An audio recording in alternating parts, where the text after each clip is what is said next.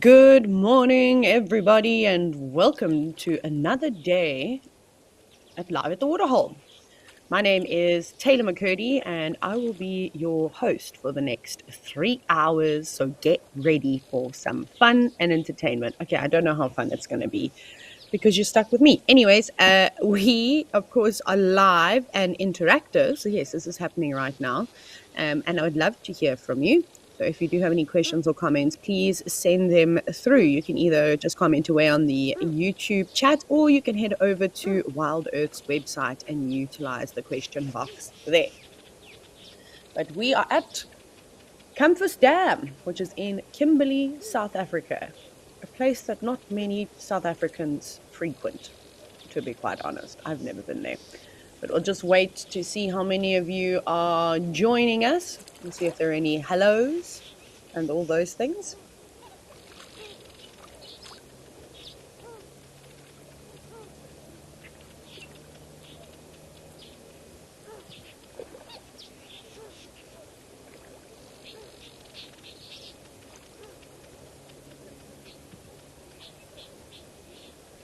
It seems to be such a lovely day here at Campus Dam. Just a few ripples, but it doesn't seem to be too windy, unlike the rest of South Africa, or at least the northeastern parts. My goodness, did we have a lot of wind last night? It was so unpleasant, and it literally blew everything away. I walked outside to see all of the leaves that have blown off of the trees in the swimming pool and all that. But it's sadly not good for fires, considering it is fire season at the moment in these northeastern parts. But anyways, it's a much cooler day in the low veld. Let's go see what the temperature is like in the rest of South Africa.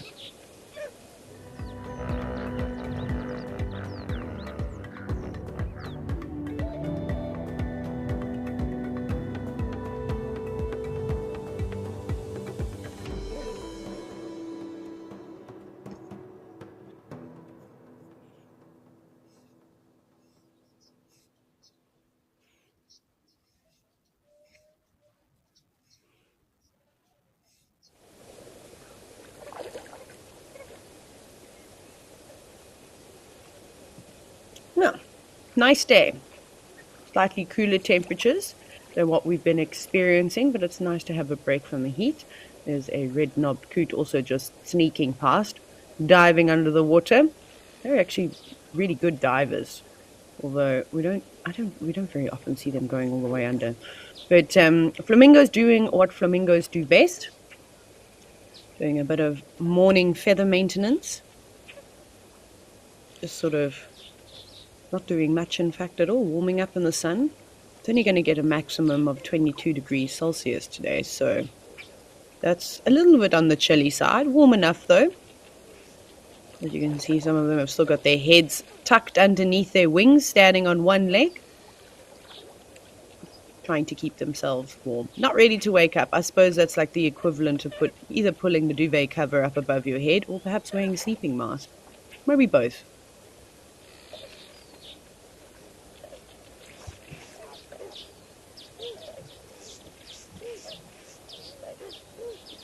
Rashawn, you said you couldn't quite pull yourself away just yet. Because you never know what we could potentially see. If you were watching yesterday on the live at the Waterhole, we had some crazy encounters. We had a hyena come through and drink, and we also had a brief sighting of a male lion, which was quite epic because I really hadn't seen many predators at all. So it was quite nice to catch up with them. Just having a look around to see if there's anything else that might be swimming. Of course, we're always adding to the bird list. Yesterday, with there being so much action, I actually forgot to add a bunch of birds, but perhaps when we head back to the different cameras, I'll have a look. But we've definitely got lesser and greater flamingos on this list. If you're wondering which is the lesser flamingo, they're these brighter colored pink ones.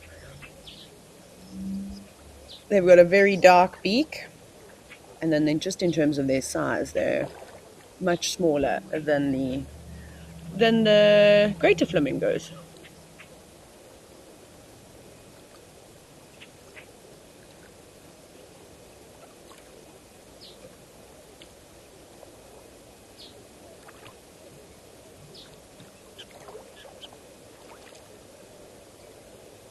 Ah, there we go, Sunshine. You're ready for some stories. Huh. That's going to be interesting. What on earth are we going to talk about today? Just trying to think, because obviously I want to try and keep it relevant and talk about maybe some flamingo stories, but sadly I've got to have a shortage in that department. I'm going to have to change that though, at some point. I've only seen a handful of flamingos in my life. Probably one of my favorite moments though was not even last year. How is this almost 2 years ago? I don't understand how these last few years have been flying by. But anyways, I was in Botswana in the Makgadikgadi salt pans, which is a beautiful area. And it was dry season, so the rains hadn't arrived. Or they'd had a couple of rainstorms, but nothing significant. So there was a few resident flamingos, but normally in that area they flock in the thousands. Um, and just walking in some of those lakes, just wading around barefoot and at sunset watching them was quite a nice thing too, because I just about lay down in the water so I could get low angle shots, especially while they're flying. But I'm a pretty useless photographer, so I actually don't even know what I did with those images, to be quite honest. It looks like there's a yellow-billed duck kind of in between the coots. You can just see it there. Is it a yellow-billed duck or is it a teal? I've got to go across because I can't actually make sure. That one that we're looking at is a black-winged stilt. So that one we know. It's just to double check what that other thing was. Are those South African shell ducks? Yeah. There's a pair of them. Hello. Just doing their thing. Quite large. I'm just going to have a look to see maybe I get lucky. So sometimes I bounce between the YouTube stream and the stream that I have access to. And sometimes it's a bit clearer with the resolution. Oh, I didn't see what it was. Maybe it was a teal. If you did see better than I did, I'm sure you know that singular bird that I was talking about. Let me know. Let me know what it was. I can just hear all sorts of things blowing. And I also have Ali's dog with me, the puppy. You might hear him whining at some point too. Yeah, we'll keep sort of scanning.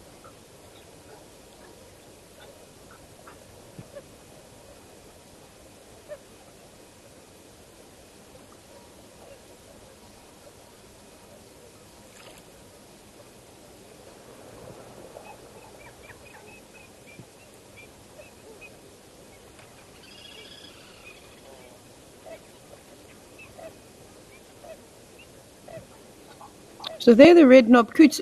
We have to start keeping an eye out for nesting sites. I think our best opportunity of seeing nesting sites is actually going to be at Camphor's Dam. You can probably hear Kambod drinking. He drinks about 40 liters of water in one go.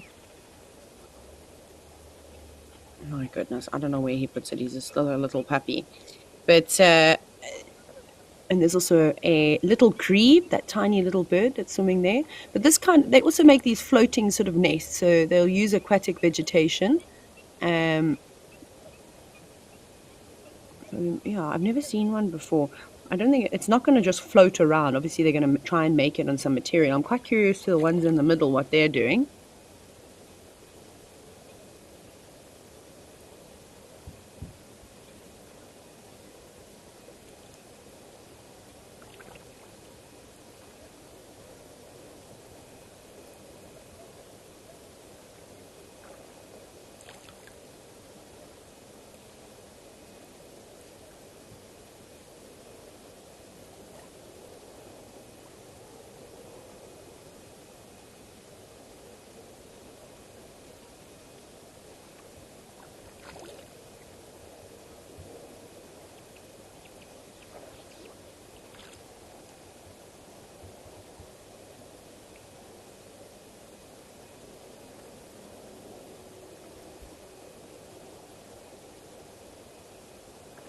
Also really busy with just cleaning their feathers.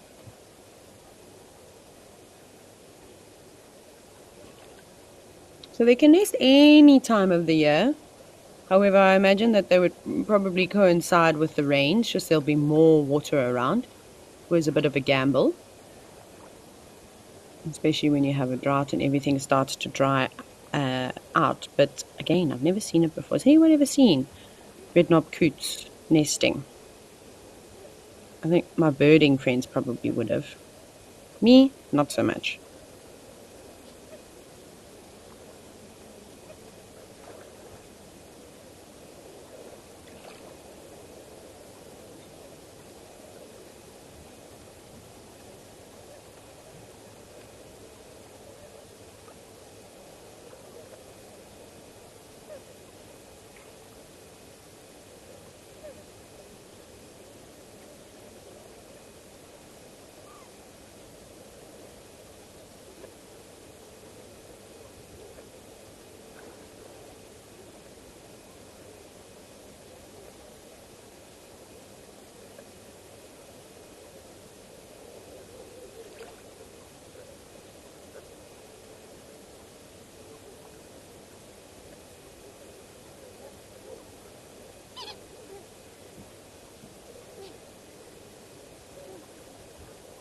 Ah, there we go. We have a flamingo on the move. You can see that this is a lesser flamingo. It's actually quite a nice view now. So very dark pink legs. You might even be able to see its sort of pinkish eye, but an incredibly dark beak.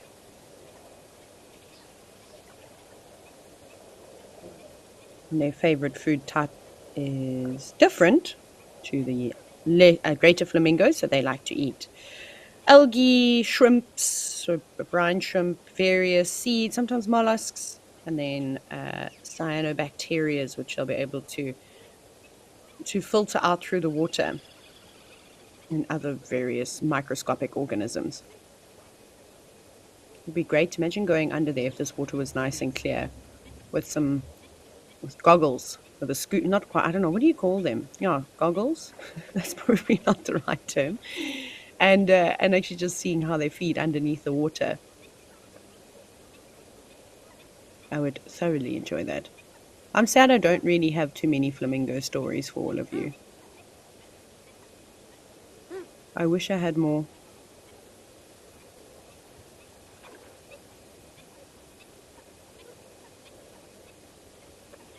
Yellow duck, you've asked, why do some birds have longer tails and others not? So I think that's going to depend on what does the bird need to do with its tail. So tails are very important for balance, stability, and also obviously helps with flying. So they'll use their tails like rudders. You see it quite nicely with some of the birds of prey that like soar in the sky. Let's use Wahlberg eagles as an example because they'll be arriving soon. They've got typically they've got a very long, narrow, almost rectangular tail. I shouldn't say square, and sometimes it can be quite confusing because that's one of the diagnostic features that we use to identify it while it's in the air. But if it's a windy day, it needs to fan those feathers out slightly to just sort of compensate with like the strong winds, and then also just to help it turn. So if a bird doesn't necessarily need a long tail, also it's going to have to do with its genetic makeup. There's two red-knobbed coots chasing one another. So that could potentially be one of the reasons. Oh, it's moorhens, common moorhens chasing one another. Swim, swim, swim. Look at them paddling those feet. You won't believe how quickly those feet are moving under the water.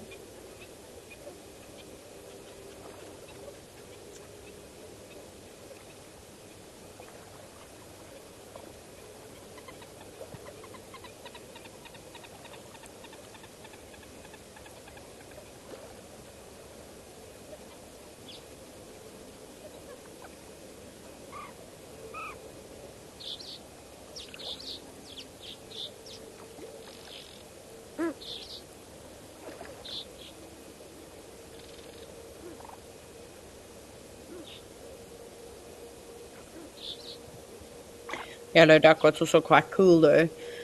Sadly, we're not going to see it with any of these birds that we're looking at, but I don't know if you know the species of bird. I'm just using him as an example. Widers. Widers are notorious, specifically the males during breeding season. They'll actually change their feathers completely. Like they put on new clothes. And one of those adaptations is that they grow a really, really long tail. And this is just going to be a sort of visual cue to try and entice females, make them look more glamorous. So, yeah, there's lots and lots of different reasonings for it. But the main thing is, it's got to do with them flying, stability, all of those things.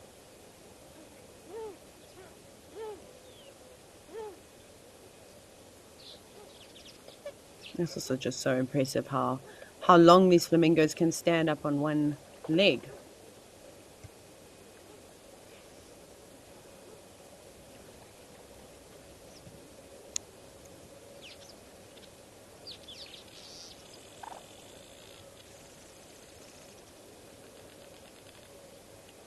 Kiwi girl, you're wondering what the group of flamingos is called? Well, the interesting thing about collective nouns is actually we can get quite quite creative with them. So maybe we can all try and make up our own. However, it's typically called a flamboyance of flamingos, and that, I mean, I feel like that word just explains itself. There are such. Discover the wonders of the wild with Safari Snaps, Africam's fun community game. While enjoying the live streams, simply tag the animal you spot. Each tag earns you points based on the rarity of the species. The rarer, the more points you score. Your profile and the Safari Snaps leaderboard will keep track of your impressive tagging skills. Join us on Safari Snaps and let's celebrate the wonders of African wildlife together.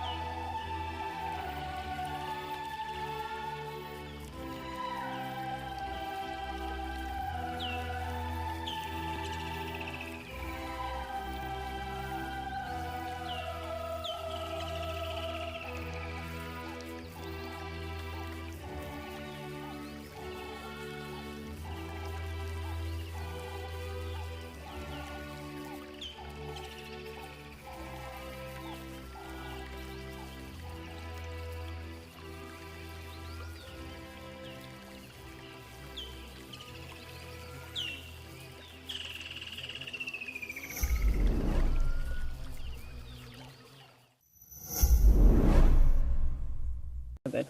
They are those coots are like triple the size of that smaller bird. I still sometimes get confused with them when I haven't seen them for a while. Anyways, we'll keep an eye on, and if anything else happens at Campus Dam, let's head across to King's Camp in the Timbavati.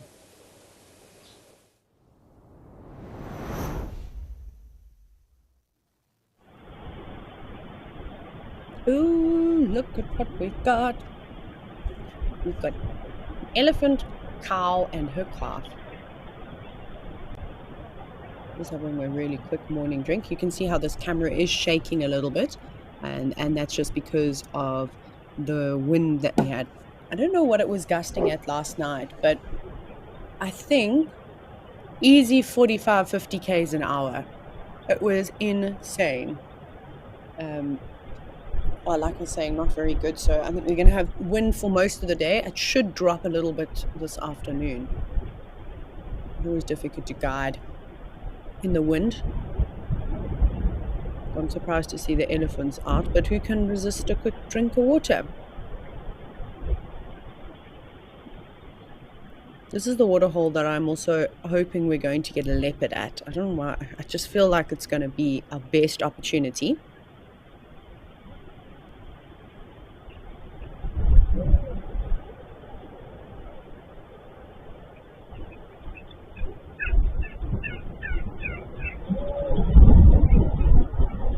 It's actually really nice the way that this waterhole is positioned as well. Sort of out in the open, but then the tree line not too far away. Where's that little elephant running? Mom's far behind you. She doesn't seem to be perturbed at all, though. Maybe the rest of the herd is just through that tree line. Oh, she looks like an older girl. Big elephant, too.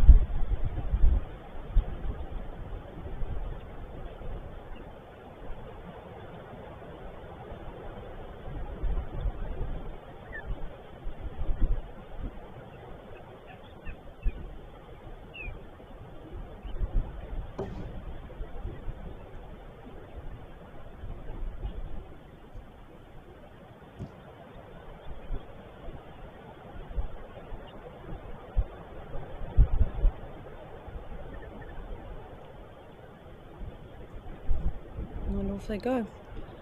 Just like that, disappearing. It's a pity that we don't have any birds sunning themselves on these branches that are just kind of in front of the waterhole. I've seen go-away birds and starlings there before, and you'd think with it being quite chilly and windy last night that there'd be a few more birds just up and trying to warm themselves up.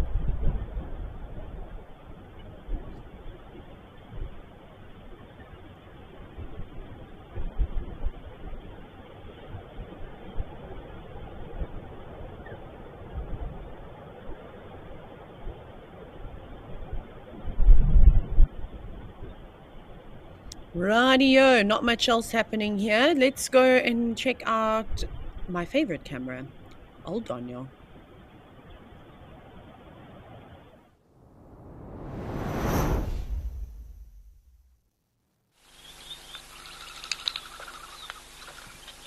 Morning, eland. Morning, giraffe. All having a drink. Why does it look like that waterhole has dried out significantly since yesterday? Am I going crazy? Do you also see that? Maybe we'll have a closer look at this beautiful big eland pool, the one that's having a drink on the left. Oh, he's massive. Those 3 bulls are quite impressive, though. And that's a young giraffe on the right as well, so don't panic.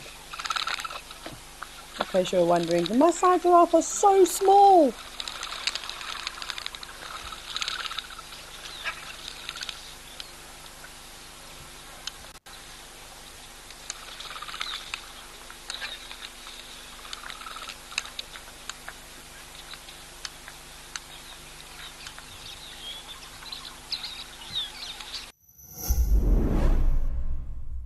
Hi, my name is Claire.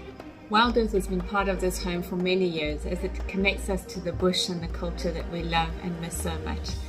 I became an explorer so that other people around the world can get to experience the African bush in this unique way as well.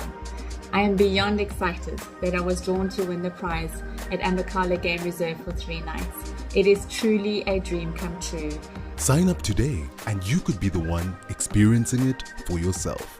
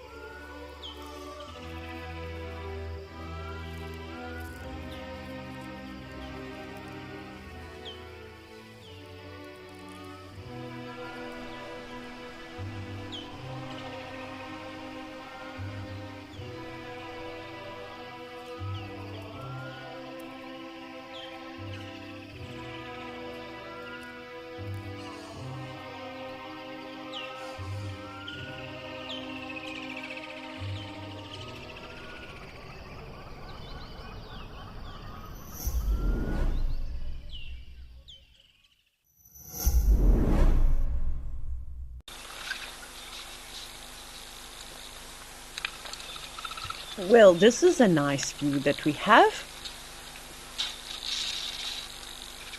of this eland having a big drink in the bum of an impala. Very nice. And some emerald spotted wood doves also flying around. They're the birds that keep on coming in and then disappearing again. Well, at least most of them. Eland are such spectacular creatures. You really don't realize how big they are until you're either in a vehicle next to them or on foot.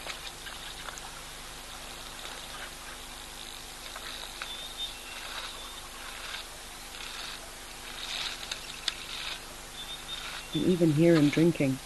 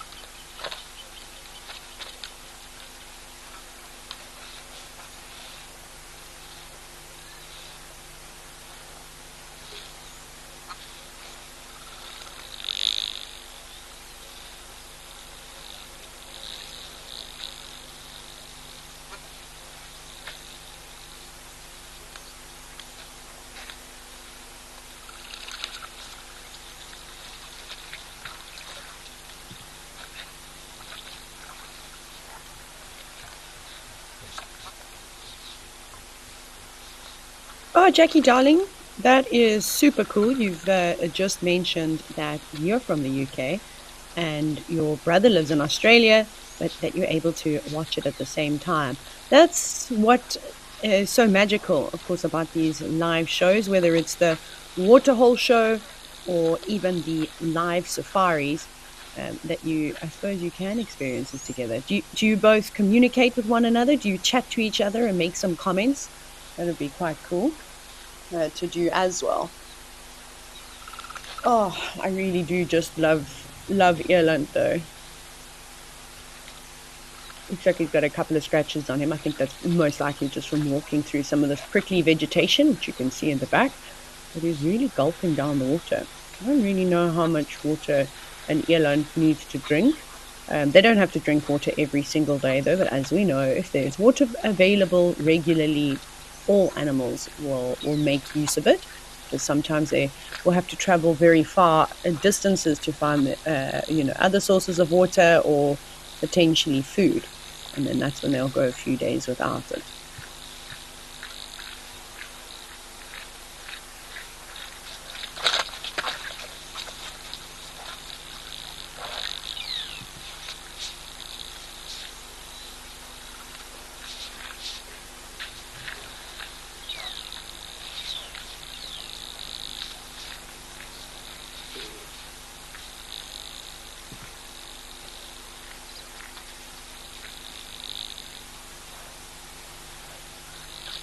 There was once, I'll tell you a story though, about an eland.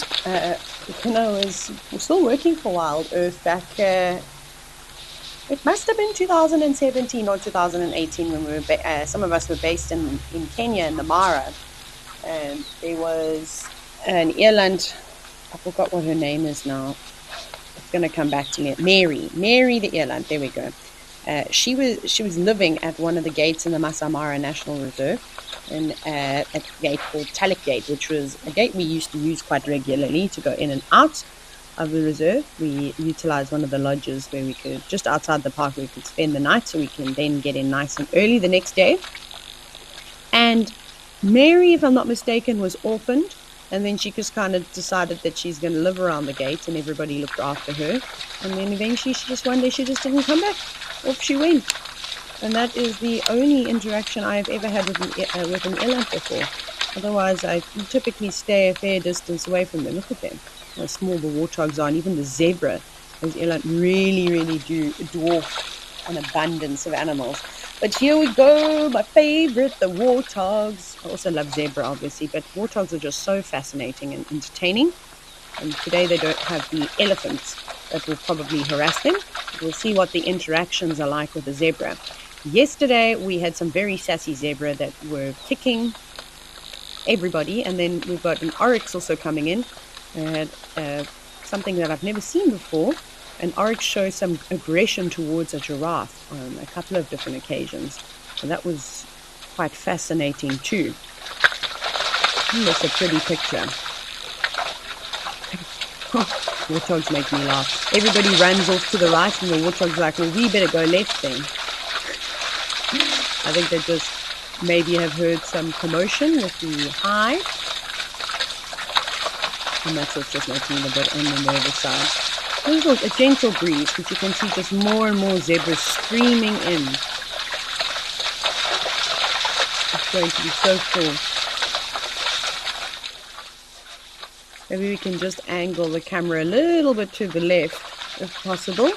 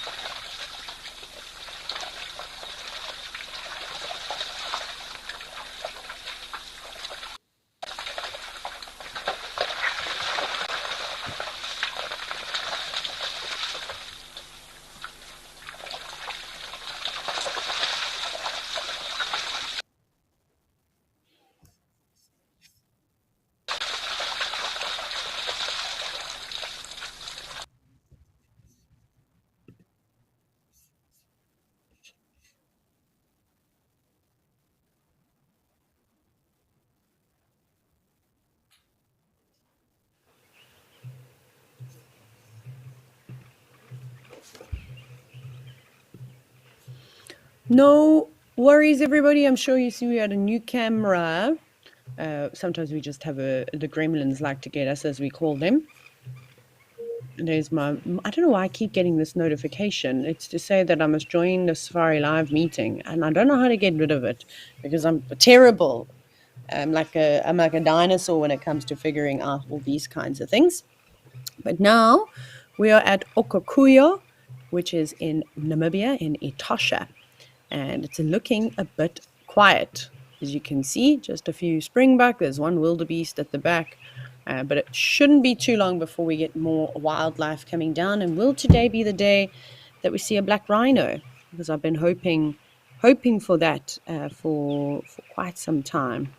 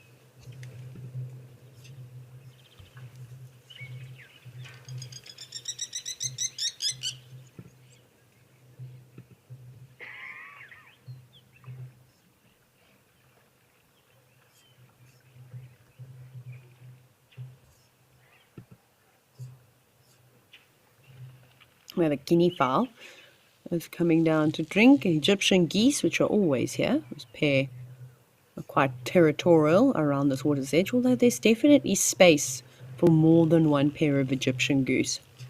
Hopefully the more guinea fowl, looks like more guinea fowl are going to funnel in now. This must be quite risky for the guinea fowl to come down and have a drink. We know that they're not particularly good flyers,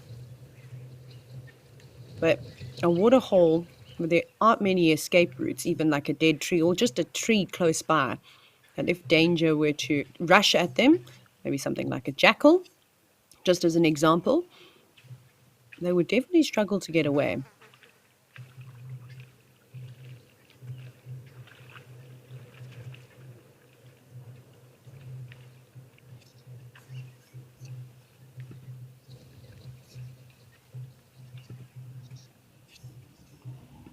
Serena, you've mentioned, or not mentioned, you've asked, do I think that the animals come here to drink less during the day because there isn't much shade?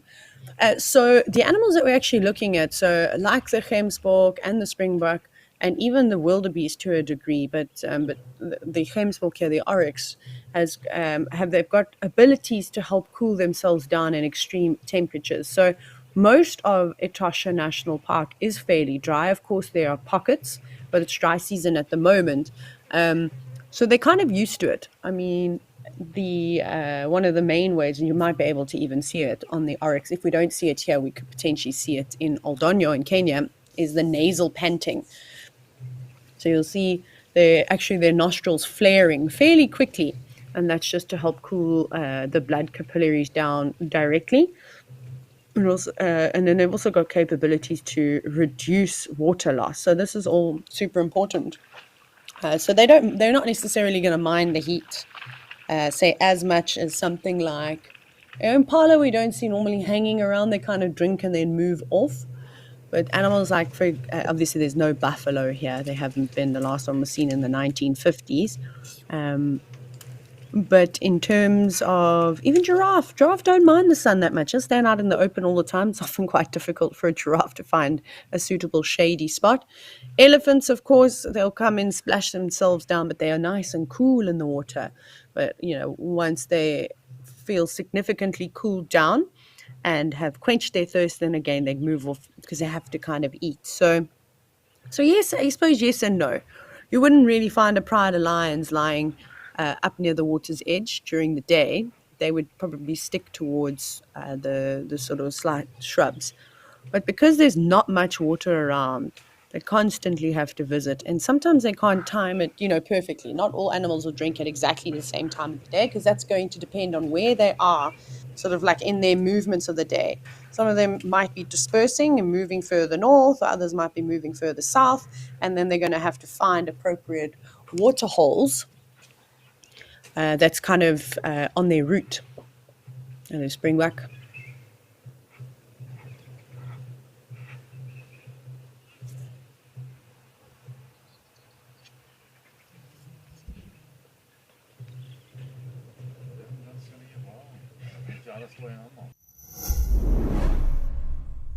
We love all the support. We read all the comments, and now we want to acknowledge our biggest fans. Do you know when Ribbon was seen last?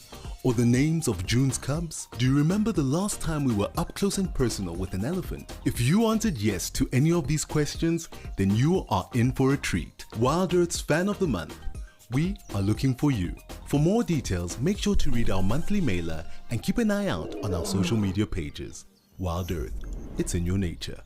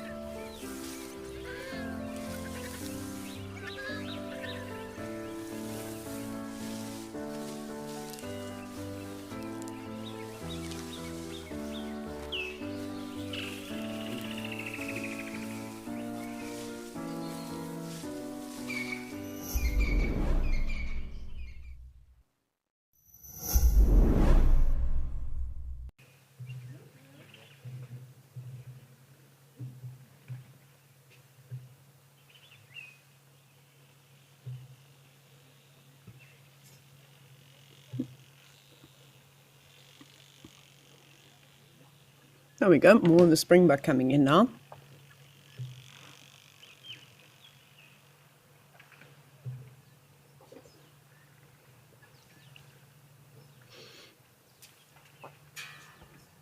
It's very quiet today on the cameras. Very, very quiet.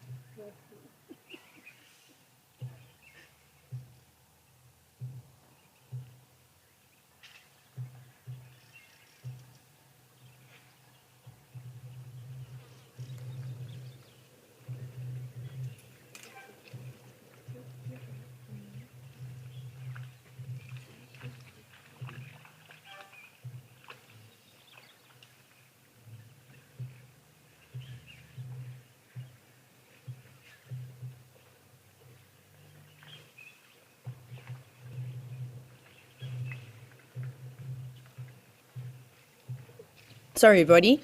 I just had a glitch on my side. I had to reload everything very quickly, hence my silence.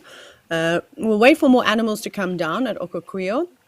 It looks like they're all starting to stream in. But let's go check out some guinea fowl and see what they're up to.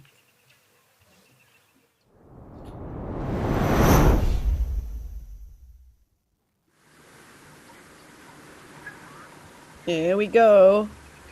Hello, guinea fowl.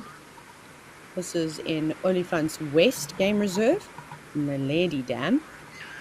And we've seen typically lots of elephants. You can see so much old elephant dung all scattered around here. There's really little for most of the birds to feed on at the moment. Although guinea fowl, I suppose like chickens, they've got quite a varied diet. Now they're going to be pecking, maybe looking for some undigested seeds. I highly doubt that there are very many insects living in that dung, just because it's super dried out. You might still find some termites.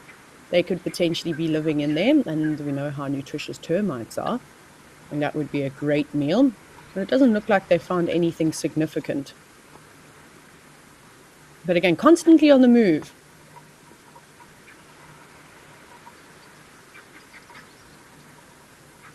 What we might see them doing is using their feet to sort of scrape open and loosen the dung to expose anything.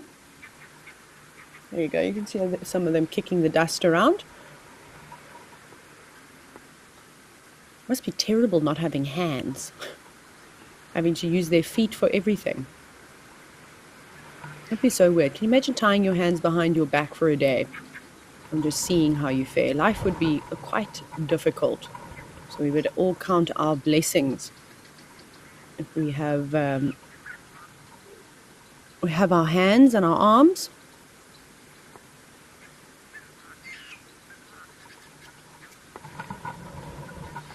And the big pathways that have been worn coming down to have a drink. Look how they're all walking in single file now. You can hear the guinea fowl in the background. Look how nervous they've become. All of a sudden their posture is a lot more upright. Obviously we have no idea what the other guinea fowls are saying. But this lot doesn't look like they want to stick around for too much longer. But even though, the guinea fowl, we can hear another group of them calling, these birds are going to be able to understand a number of alarm calls, whether it's from mammal species or other bird species.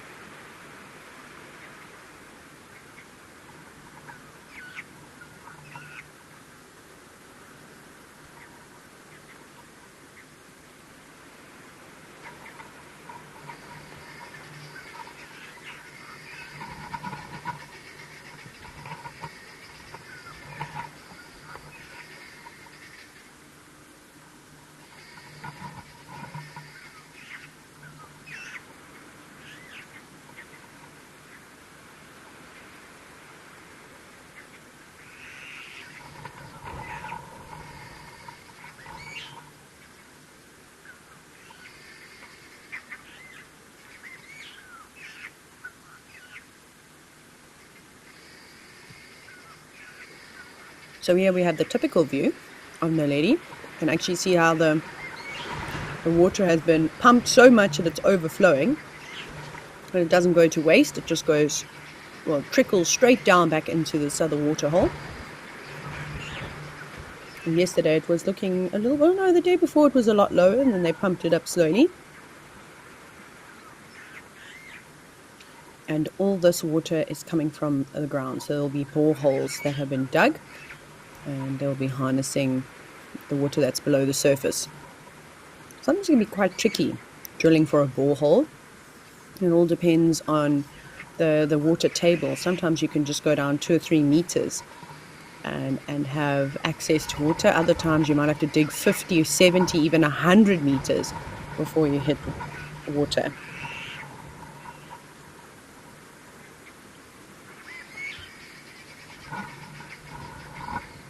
Oh, okay. We'll wait for more animals to come down here, but it seems as though Tau, we have crocodiles and I'm sure some birds.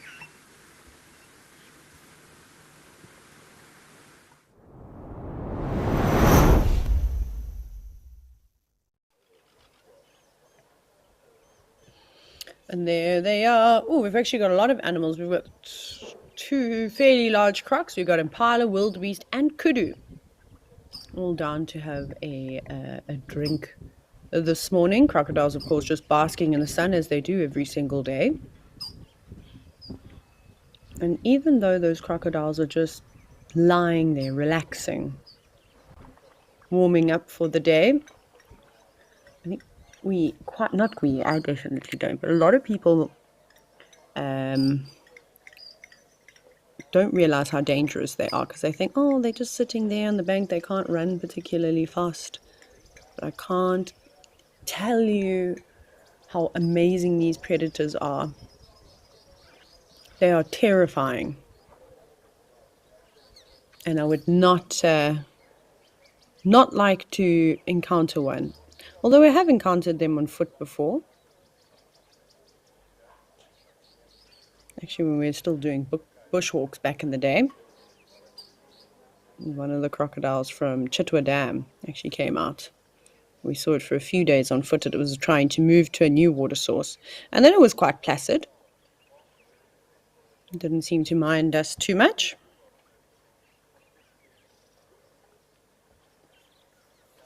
But however, this is not the case here.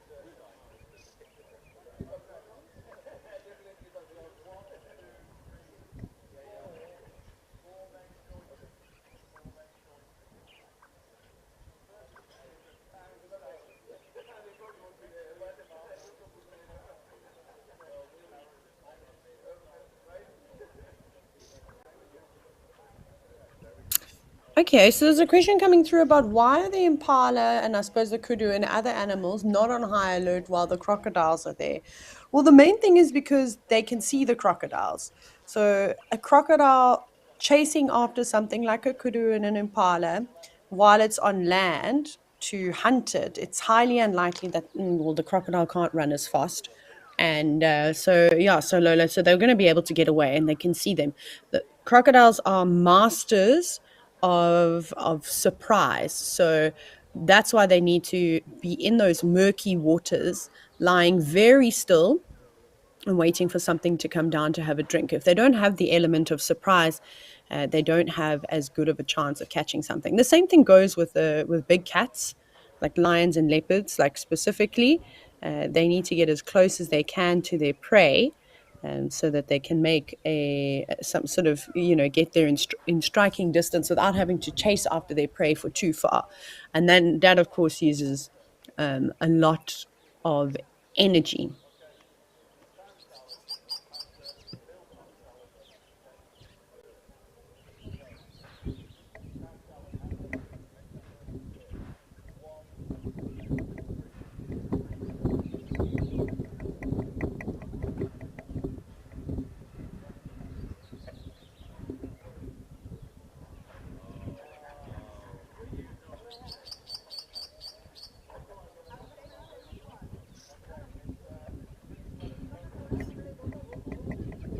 Otherwise, these crocodiles are just pretty much going to sit there. I don't know if any of you that have been watching these cameras for a long time, if you've ever seen the crocodile strike at anything. I thought we had one catch something the other day. So there's obviously favorite drinking points for the different animals. I mean, essentially, they can come and drink all over, but these crocodiles will eventually realize where those points are, and that's the best thing that they're going to be able to do, is to get into one of those positions. And where you see it happening quite obviously is actually in the Masai Mara, and specifically the migration. So I was, if you know, probably heard me say this, well, a couple of weeks ago I was there during the migration, and along the Mara River in both the Serengeti, but we'll talk about Kenya, there are preferred crossing points that the wildebeest and zebra and other wildlife will use. Although they have to enter the treacherous waters of the Mara River, there are some sections where there is an abundance of crocodiles. So the further downstream you go from the river, it doesn't seem to be as many crocodiles around. And especially in the Sand River, but that can almost dry up completely. And then, just sandy banks is not particularly useful for crocodiles unless they're nesting. And when you'll have the crocodiles sitting out on the banks, or some of them just with their heads exposed in the water. As soon as the wildebeest and zebra move towards the edges of these crossing points, and sometimes it's quite high up, you almost see these crocodiles moving into position, moving to those points where they regularly will cross, which is so fascinating to see. And I had a small but fascinating crossing. We were actually the only vehicle in the sighting. It was a small group of zebra, maybe like 20 zebras, and they were going back and forth for about 20, 30 minutes, deciding whether they're going to cross or not, then come down to drink. And there were 3 crocodiles that were constantly changing their spots, because the zebra would come down and drink at one spot, move away, go up the embankment, and then down again and choose a different spot. And these crocodiles were just sort of shuffling around very slowly in the water. And then 3 of them went up a bit further upstream and sort of waited. And then I don't know if the zebras could see them, but it was so fascinating. They charged down the embankment and quickly went through the water, and the crocodiles couldn't turn back quick enough to get them. So they are so good at understanding and remembering, favorite pathways. It's quite a crazy thing to do. They're such powerful animals. I think if you are caught by a crocodile, you'll be very lucky to survive. It's highly unlikely.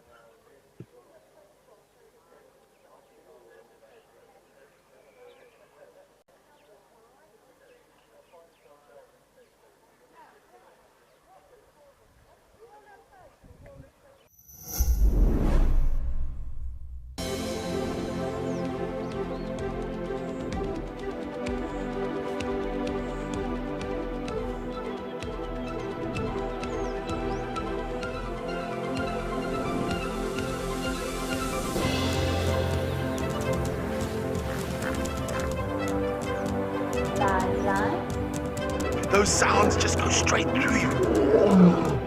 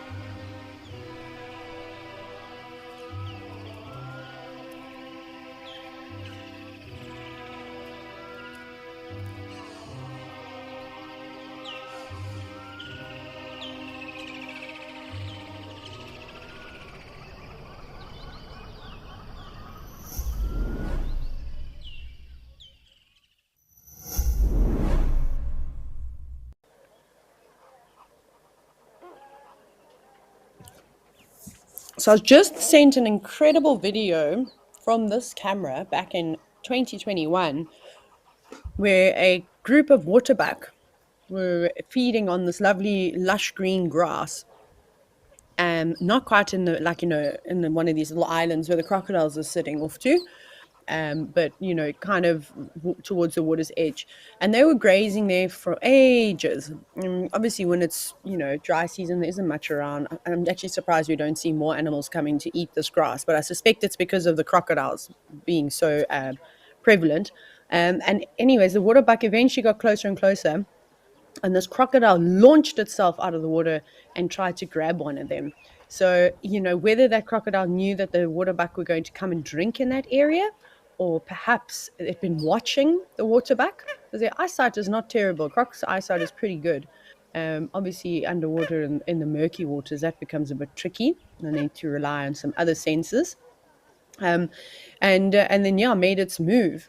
The other thing that I was also told is that sometimes the predators, so whether it maybe be like, let's just use lions as an example, or maybe even wild dogs, they will chase prey, and their prey might run into the water to try and evade the predators, and then the crocodiles, it's fair game. Oh wait, what's that heron got? It looks like it's eating something.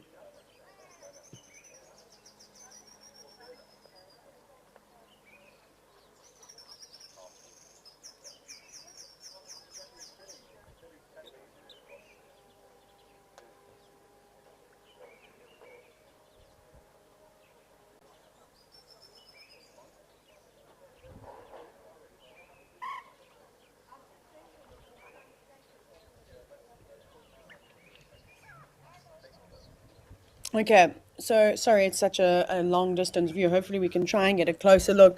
That's definitely a fish that heron has caught, and just looking at how elongated it is, it's going to be one of the catfish or barbel species.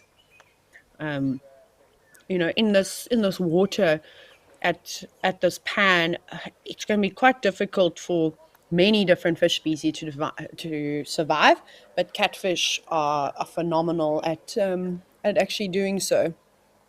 You can see it's a very much alive. They also produce this sort of mucus, which is not great. If you've ever handled a catfish, it's actually quite gross. And that's going to be, difficult, sort of like a defense mechanism. They might be able to get away because they're so slippery. But I'm surprised that this heron hasn't been able to kill it. You can see what it's doing with its really long beak. It's placing the fish down on the ground and then actually spearing it again. But it needs it to stop wriggling around. Look at that. That's so cool. It's a decent sized catfish too. They're such hardy creatures. You can still see it flapping around a bit. Don't worry, the the heron's not trying to bring it back to life. It's actually just dipping it in the water to help lubricate it before it ends up swallowing it. You better be careful, because you can see how the fish is still flapping around, and if that bird is not careful and holding it with a tight grip, it could very easily get away. And let's see, he's going to move off.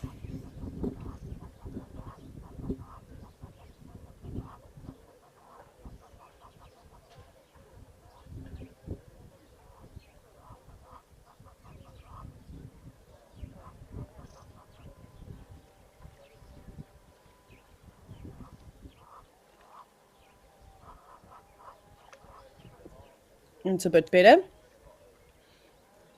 That's a much smaller pool of water, so if it were to swim away, the heron should be able to catch it again. It's not flapping around as much.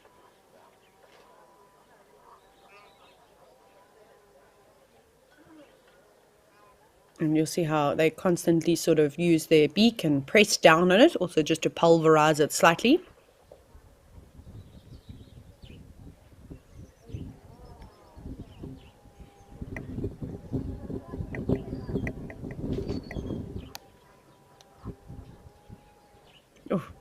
See how that beak just pierces straight through. It's very sharp.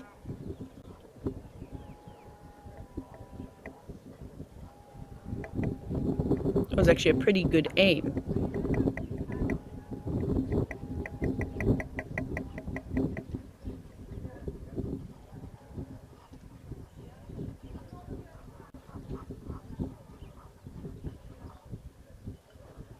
Trying to position it correctly now to help it go down. It's going to be a decent meal. Gonna strike at it again. Yep. It's so fascinating to see it do this. Down the hatch it goes. Whoop. It'll take a little bit of time to maneuver in. That was a great sighting. Might even drink some water now just to help get it to go down where it's supposed to. Rinsing its mouth as well. Its mouth, its beak.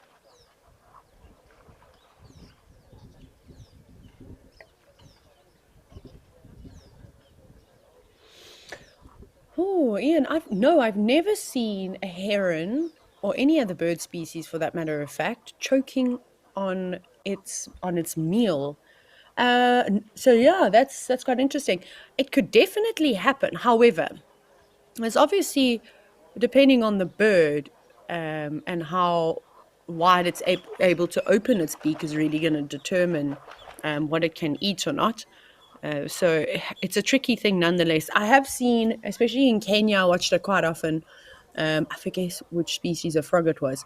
Or was it a toad? Anyways, I can't remember. But maybe it was a bullfrog. Why do I do this to myself? So there were these hammerkorps and they were catching all these frogs slash toads, but they were massive and they were beating them. They were trying to pulverize them. And every time one of the hammerkorps who caught a really big amphibious creature, let's call it that, it would get it in, but its back legs would stick out to the side. But then it would quickly have to regurgitate it, and it unfortunately was not successful. After about 20 minutes of sitting and watching, it actually gave up and left the frog. It was the frog, of course, was already dead, but it realized that meal was no match for it. And then when I was in Sri Lanka, during the rainy season, all these pools of water, they sort of like flood this grassland system. And then it's amazing to see how many fish just all of a sudden pop up. And also so many different species of storks also catching fish, some really large fish species too, but they were successful and able to swallow them. That was a great meal for this heron, this gray heron. I highly doubt it's going to have to eat now for the next couple of hours. And that's the goal, of course, for all animals. If you can just catch one big thing instead of having to walk around all day long catching, smaller creatures, then you don't have to expend as much energy. It's just sort of cleaning its beak now.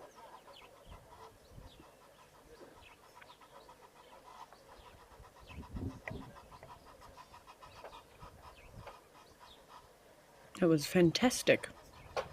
Good job, heron.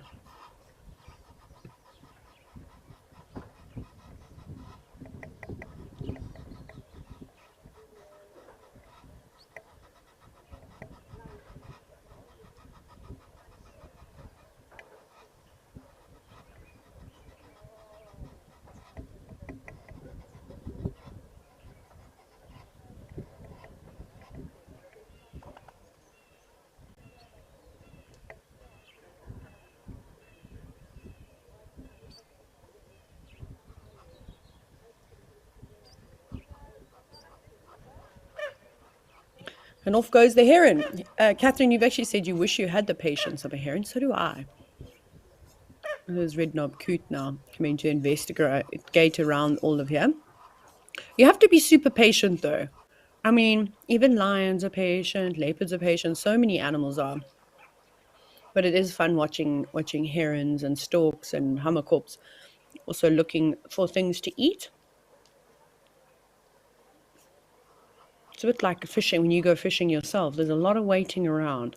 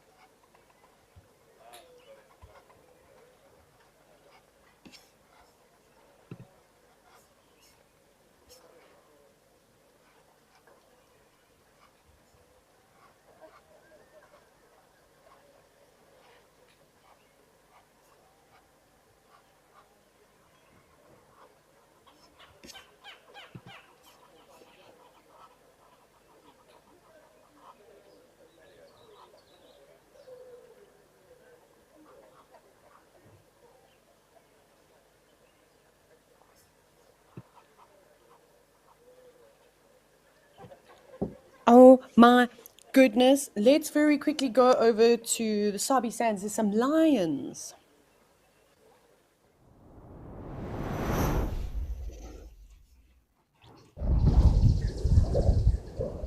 Oh, this is so cool. It's like a week of predators for us. You are going to have to excuse the wind noise and the shake on the camera. Like I've been saying, the low felt has been quite crazy in the last 24 hours, not quite 24 hours, in the last 12 hours, shall we say, with the wind picking up. And for now, it doesn't seem like it's going to be slowing down. But there's the pride of lions. I suspect it's the Talamati breakaways, as they spend a lot of time on Djuma. But if you were watching the live drive this morning and this pride of lions is close by, you can just let me know. Obviously, it's very difficult to try and identify any of them from this distance, but still nice to see, just sitting nice and close to the water's edge, also just hiding amongst some quarry trees. There's some buffalo thorns, just trying to keep out of the wind. No one really enjoys the wind.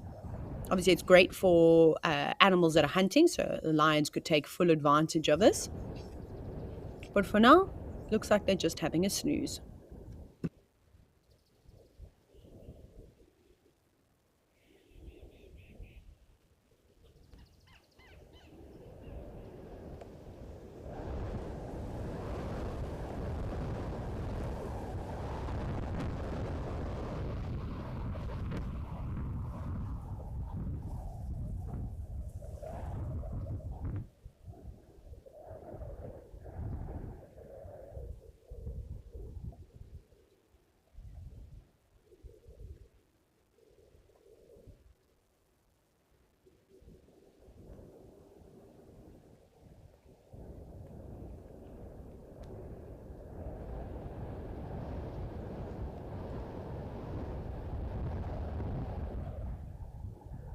Thank you, Cooksters. You've said it's apparently the 3 Talamati sub-adults.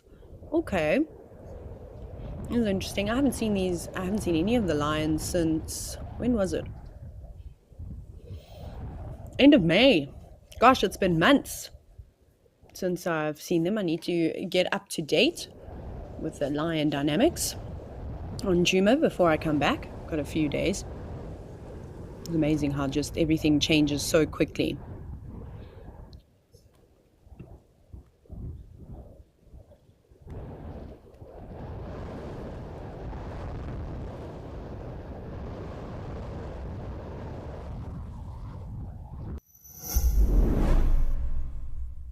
Do you love relaxing at a waterhole with the sights and sounds of Africa all around you? Well, we have some really exciting news for you. From August 1st, Africam is joining forces with WildEarth to bring the majesty of Africa right into your living room with 9 incredible new waterhole cameras from across South Africa and Kenya. Get ready to embark on a new journey. This is Live at the Waterhole.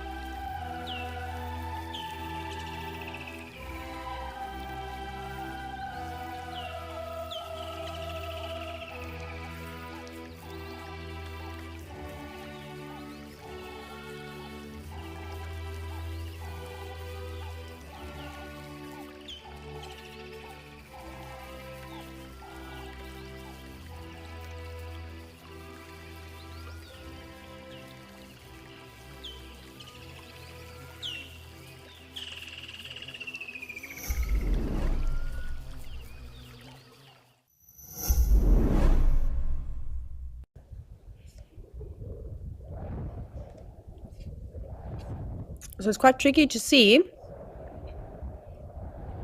But it looks like there might be 2 young males, is it? And a lioness, a younger lioness.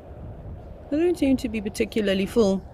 Obviously, it's been quite difficult to keep track of everything, work, and especially in the afternoons, which are normally my busiest. But I'm not actually thinking, what has actually happened to the Telemati breakaways? I really need to keep up to date because, Sham, I know some of the lionesses have not done very well and in fact passed away. So are these the sub-adults from the breakaways, or are they from the main Telemati pride itself?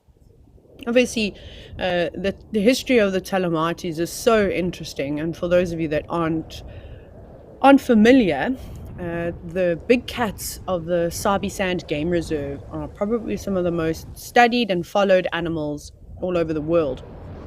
And this is all thanks to a carnivore project called Panthera, and they've been able to follow them for a very long time. Again, thanks to also citizen science from all the guides at the lodges, and then of course the live drives with WildEarth. That's been helping as well. But this pride originally came from the Nkuhumas. So some of you might be familiar with the Nkuhuma pride. They were my favorite pride alliance in the Northern Sabi Sand, and a couple of them actually split off. And this would have been around maybe, 2007, 2008. And there was a big change up with lion dynamics in the Sabi Sand when, for those of you who haven't seen the documentary Brothers in Blood, you should definitely go and watch it.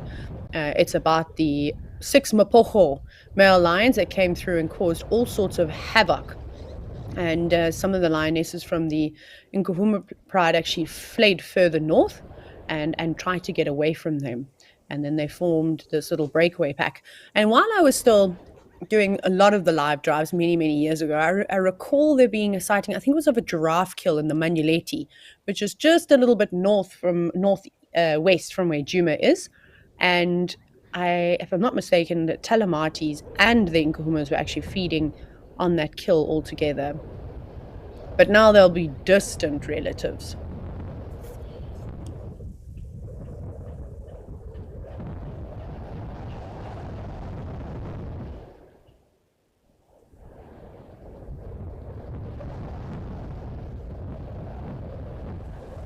Oh, Jungle Jim, I sort of answered that. I've actually asked which is my favorite pride within the Sabi Sand. So I have 2. The reason why I have 2 is because the Sabi Sand is quite a big wilderness area, so I like to break it up between the 2 areas that I've actually worked in, which is the southern Sabi Sand and then, of course, the northern Sabi Sand. I've actually never spent any time in the western sector. So when I was down working at Sabi's Earth Lodge, there's a pride of lions called the Southern Pride, and they were spectacular. They had lots of cubs when I arrived, but there was also an interesting pride takeover. And there was one lioness in this pride specifically, they used to call her Mandlev, and she had some damage to one of her ears, and Mandlev kind of means ear. And so she was also the oldest lioness in that pride, and she really had been through so much. I mean, she swam across the Sabi River and she narrowly escaped the jaws of a crocodile. It was so close. And she's just, probably had many encounters with buffalo and including male lions. So that pride was great. And then they just made me laugh because I've never really seen any other lions do this, just because I don't get to spend time with all the pride's lions. I suspect it happens fairly often. I just thought they were incredibly sneaky and clever. When the Four Ways males, which is the coalition that was with the Southern Pride when I first arrived down in the Sabi Sand, it was so weird. They were the most beautiful lions, and this pride, dare I say, were infatuated, absolutely in love with the males. They'd call for one another, and they would respond immediately. There was beautiful greeting ceremonies, and the Four Ways males were such great fathers too. They seemed to be quite patient individuals, and they played a lot with the cubs, which is not always something that we see. But then sadly, there was a takeover, not a very violent and aggression one, not like what is going on with the Plains Camp males down in the west, or even the black dam males that have kind of moved into the north. The Charleston males, which were also two, there was a bit of roaring one night, and then that was the end of it. The Charleston males had the territory of the Southern Pride in the palm of their paws, and the Four-Ways males moved. They just left, which was insane. So off they went, and the lionesses of the Southern Pride wanted absolutely nothing to do with these males because one of the main things is that they had lots of young cubs. So Mandlev, who had cubs at the time, and the other cubs were slightly older, she just disappeared. She dropped her cubs off, and she eventually made contact with these males, and she mated with them, and she seemed like, I think it was all a facade though. She seemed to be quite excited by them. And she introduced the cubs a couple of weeks later, and those males had no reason to not believe that they weren't their cubs. So pretty much all the cubs survived and weren't subjected to infanticide. So that was quite interesting. But when the Charleston males would roar looking for the pride literally would sneak around them. And I witnessed that one night, which was hysterical. And then up in the northern Sabi Sands, obviously I mentioned now the Nkuhuma pride were my favorite. When I started working for WildEarth, we were basically seeing the Nkuhumas more regularly. We'd also see the Styx pride, and then occasionally the Torchwood pride. But for the most part, it was just the Styx and the Nkuhumas. And Are you WildEarth's biggest fan? Well, we have a brand new competition for you. Join our naturalists on Safari Live and listen out for weekly questions. To enter the competition, head over to our Instagram, search hashtag WildEarthFanOfTheMonth and comment your answer under the post. The monthly winner will be determined by the total quickest and most correct answers. We announce our winner at the end of every month. Tune in to Safari Live daily.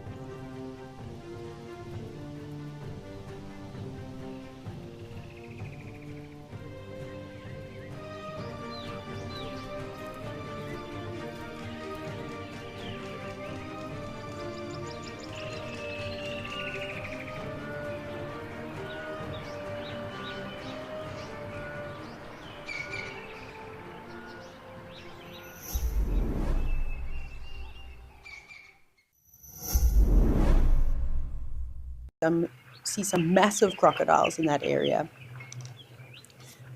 But otherwise, you would never see animals drinking in water like this, unless you're elephant or buffalo. They don't seem, and even rhinos to a degree, don't seem to be too perturbed by going into the water.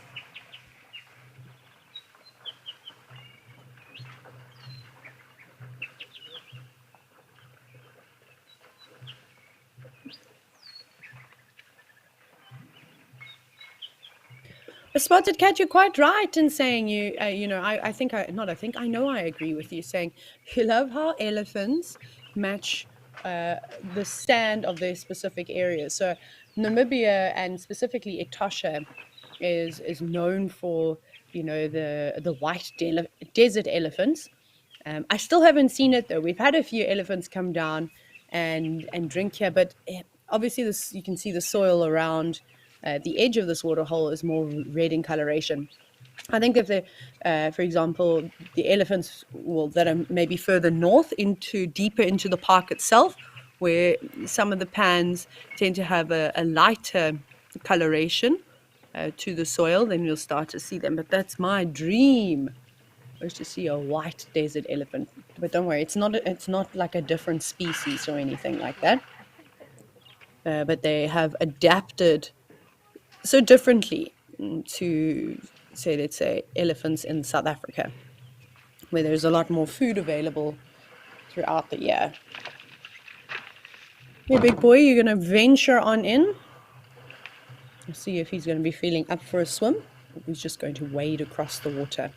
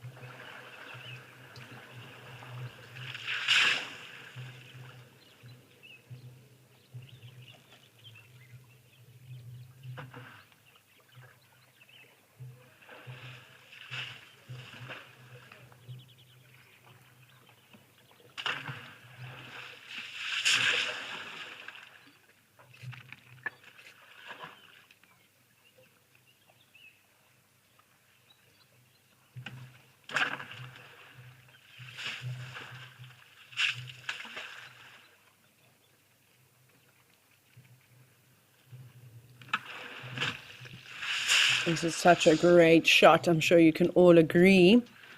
You can also just see how muddy and murky the soil is, the silt at the bottom of this water hole.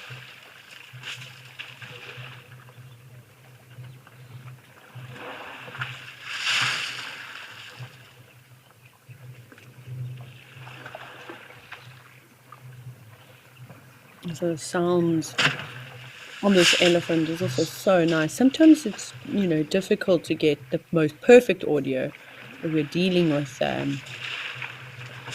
lot of variables, like, obviously people building or talking inside the hive.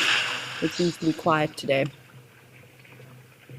And you might be able to also just see, while we've got this view, a black heron walking along the edge of the water. So a different species from the one we were looking at earlier.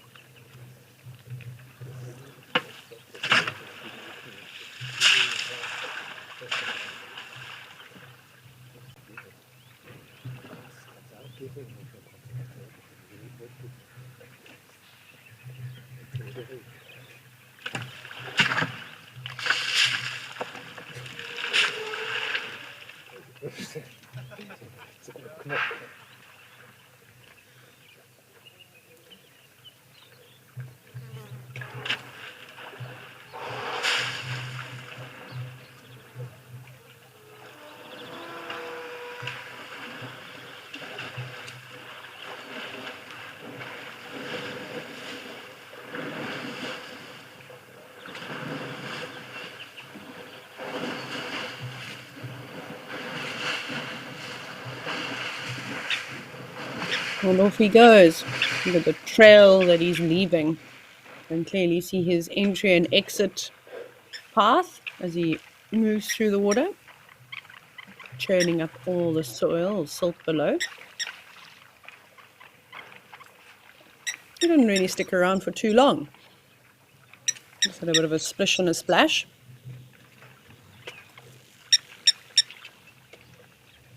Of course, you can hear the blacksmith lapwing.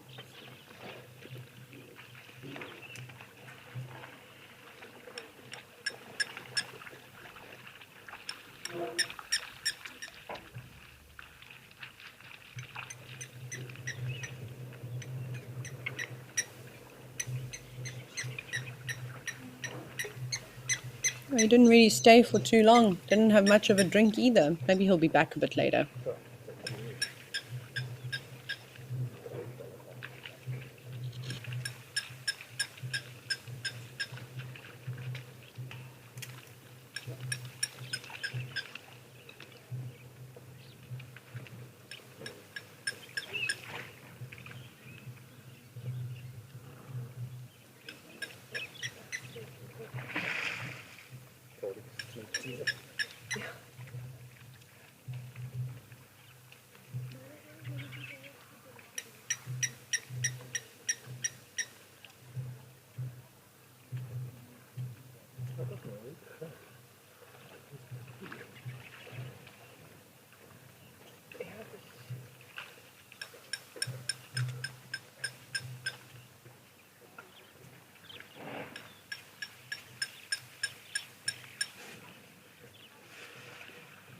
Oh, okay. We're going to give the animals a chance to start gathering around this waterhole. Let's go across to Tembo Plains in Zimbabwe and check out the Zambezi River.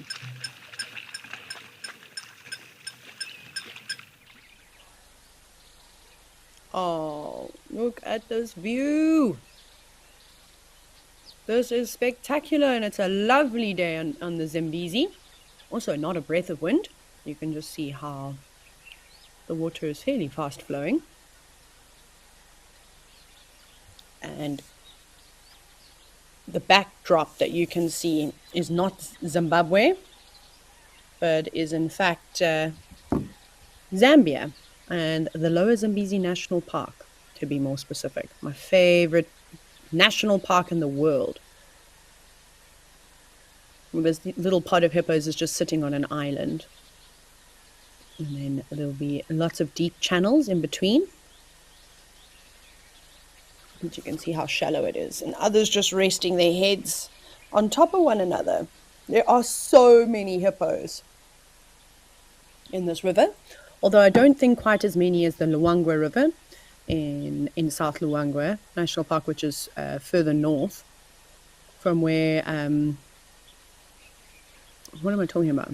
From where the Lower Zambezi is.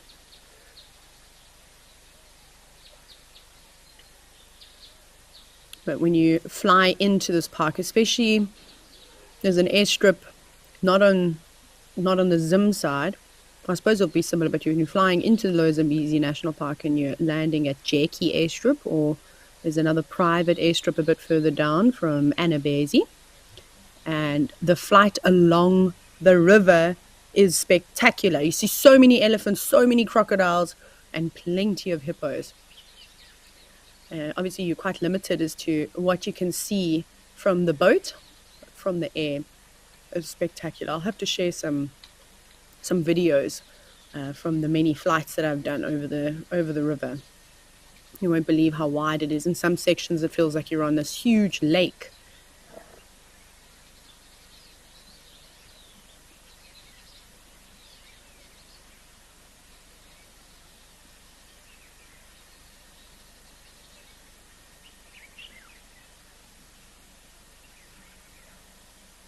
So this is where I see a lot of hippos out of the water during the day and grazing.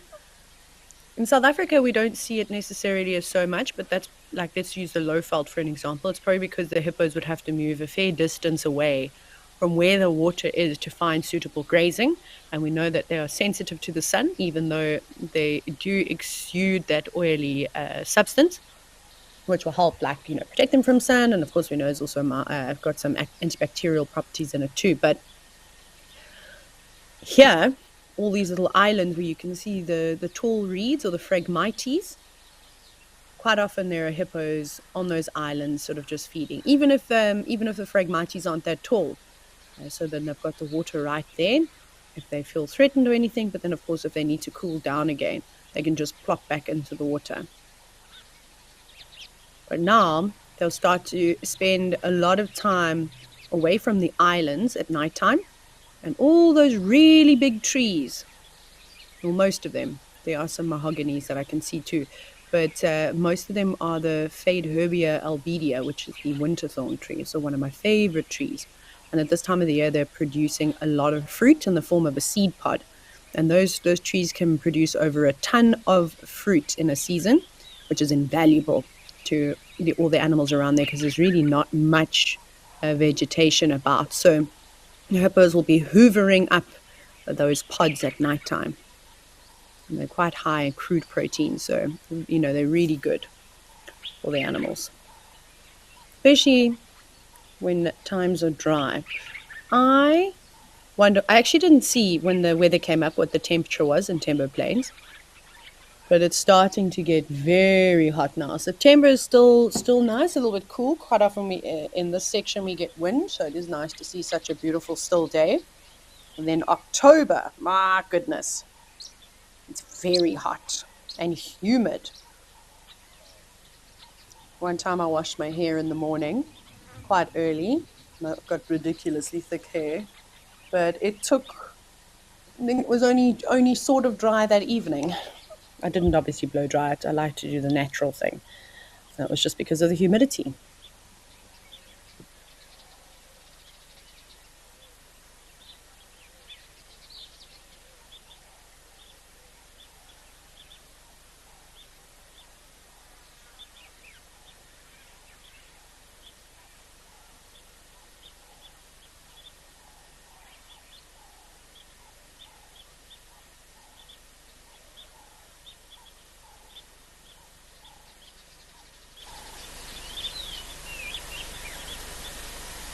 Oh, there we go. That's better. I hope you can all hear the river nicely. You hear the dark-capped bulbuls, also a hornbill. So in this area, you don't get southern yellow-billed hornbills. You only get red-billed hornbills, which makes it easier because their calls are so similar. You can also hear the which I think it's from the white-fronted bee-eaters.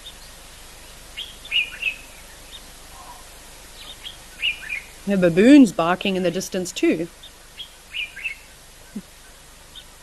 Oh, Catherine, you said you can't wait to see this in person. Oh, you've just got a couple of weeks before you head there. Catherine's going with James on a private safari to check out the Lower Zambezi National Park, which is, I think, the most magical place in Africa. And I know James has actually never been before. So I'm so excited to hear what he says, because poor James has had to listen to me go on and on and on about this park, and anyone else that's worked at WildEarth. Since 2016, I haven't stopped talking about it. But I used to work there. I'm also a qualified Zambian guide. And then I used to manage a camp. Not too far away, actually, from where we're looking now. Just quite a bit further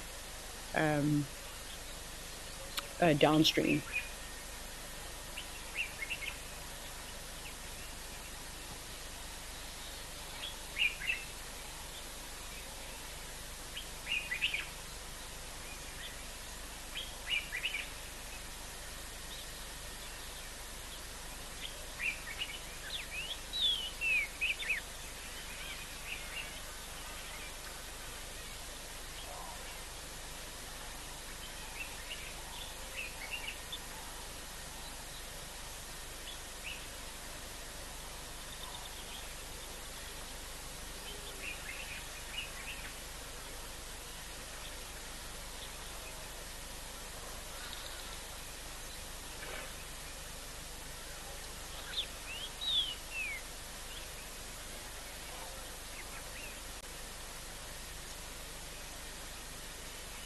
Oh, sorry, I realized that I muted myself. Typical. I was actually just saying, let's go out and check some elephants. I think they're at in Coral.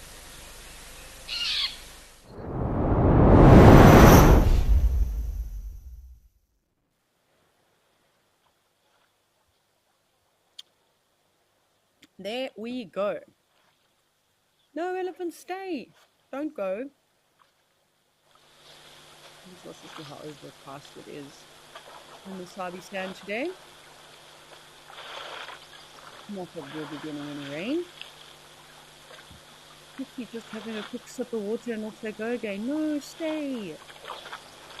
Everyone's just abandoning me today.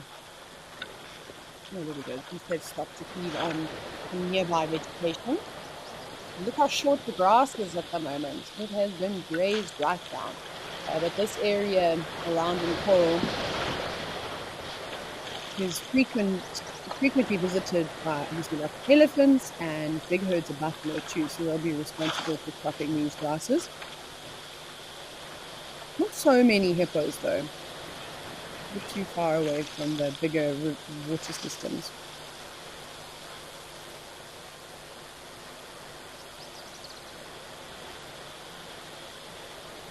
One young elephant has obviously found a log. Scratch up again, so I think it's just investigating around it with its trunk.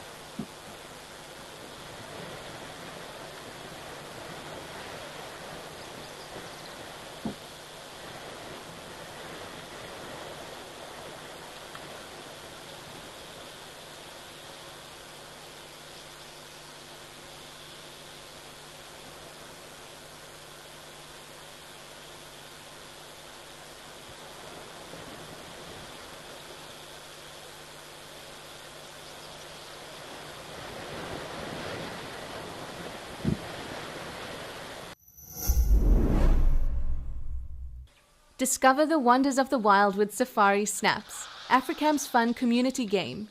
While enjoying the live streams, simply tag the animal you spot. Each tag earns you points based on the rarity of the species. The rarer, the more points you score. Your profile and the Safari Snaps leaderboard will keep track of your impressive tagging skills. Join us on Safari Snaps and let's celebrate the wonders of African wildlife together.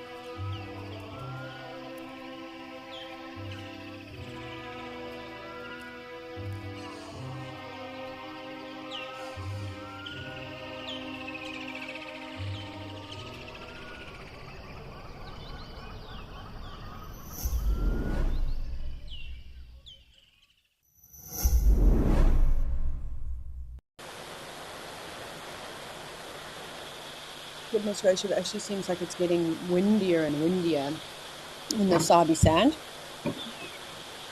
Elephants just standing very still. Don't even look like they're doing too much feeding. They're sticking their trunks in the grass. Probably not eating the dry grass. I reckon, I mean, obviously they can, and they will because they have to. But they're so good at smelling out lots of smaller little shrubs that may have been overlooked. What might have been something tasty. Also used it as a fly swatter, that elephant.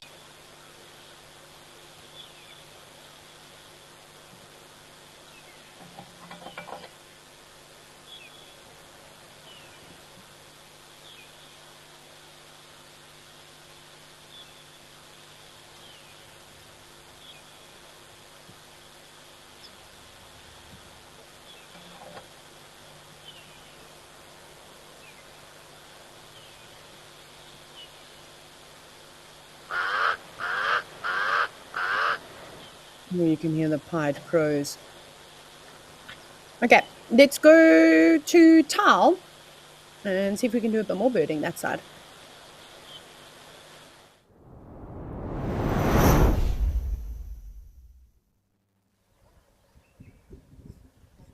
This is a nice view of a southern giraffe, different from the species of giraffe that we see in Kenya at the Old Donyo camp.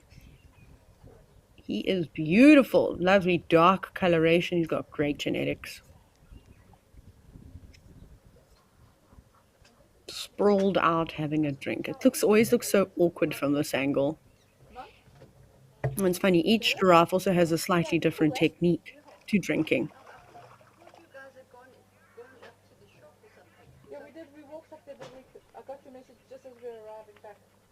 You can obviously hear some voices. Those are just people at the lodge.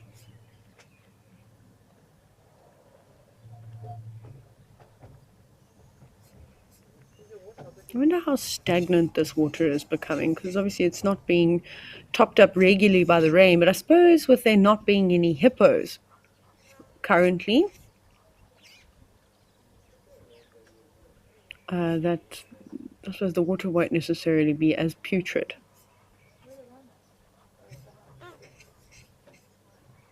I haven't seen a big herd of buffalo, though, coming down to drink this side, or coming up to drink this side.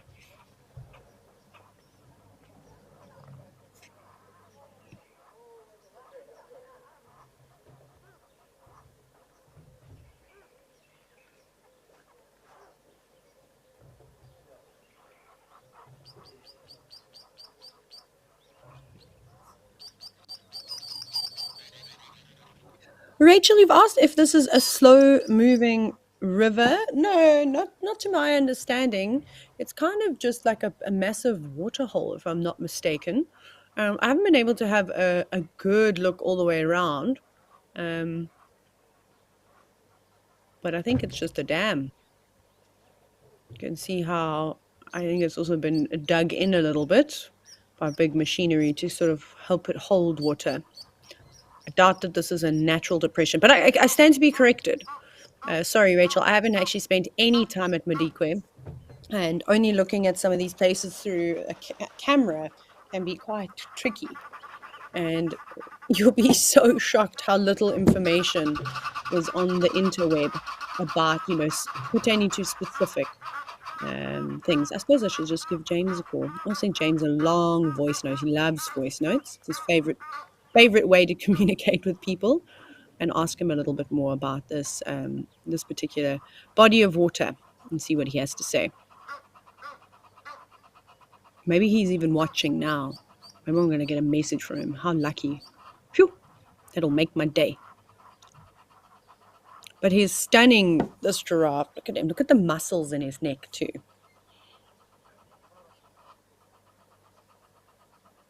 I reckon he's doing very well at life. Very neat and tidy, no big scratches and wounds. Well, not yet anyways.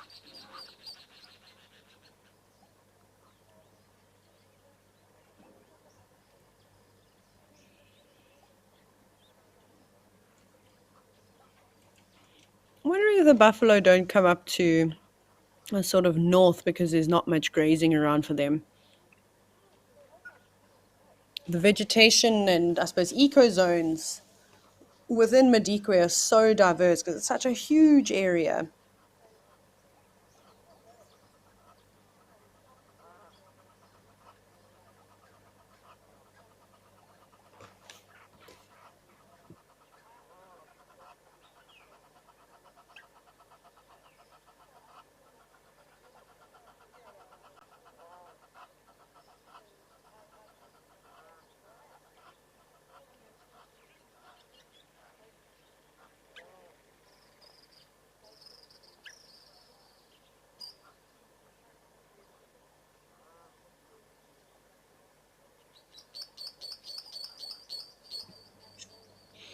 Okay, from one giraffe to another, let's go see what the Maasai giraffe are up to.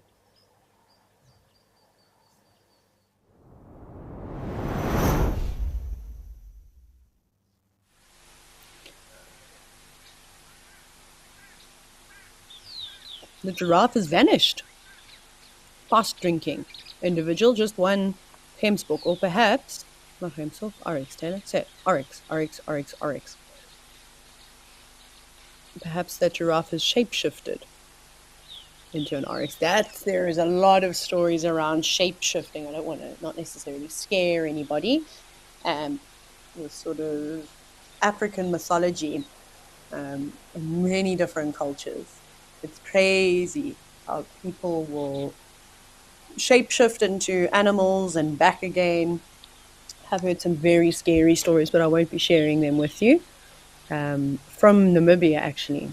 I didn't experience it firsthand, but this person that I knew that I actually used to work with in Zambia, he grew up in Namibia and he experienced some very strange things. And this particular town he lived in was known for this type of stuff. So it's so crazy, depending on, of course, what you believe. Maybe this is the giraffe. Oh, rapidly stopping. Of course, just checking out what's going off to the left. You know it's nothing. You drink here all the time.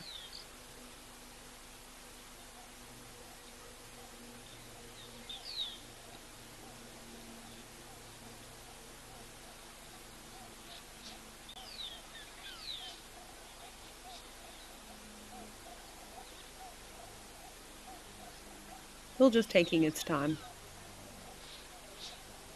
I think it's better to obviously be a bit more on the cautious side, especially living. I suppose you should just be careful everywhere, right? In all the circumstances. But one day, there could be lions that are hiding behind the hide. And then they'll charge out and try and catch an animal. And we can only hope and dream. Wonder when last the cheetahs were seen here. Anybody know? I have yet to see them. I've seen some nighttime footage of them lingering around here, but I haven't seen or really heard if anyone has seen them during the day. Because you'll just have to be on the cameras at the right time, though, to be able to see something like that.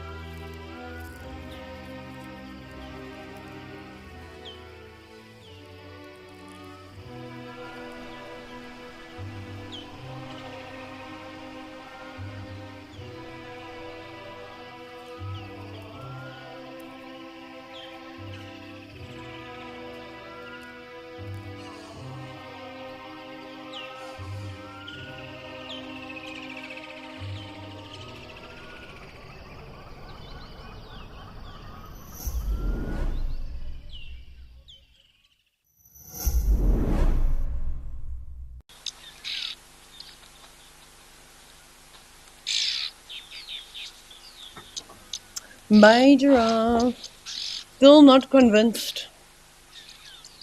Checking all the different angles.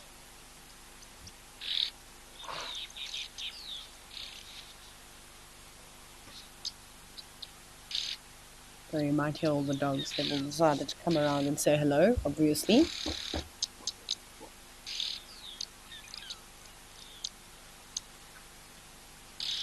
She's not very comfortable. I feel like this is the most nervous giraffe I've seen.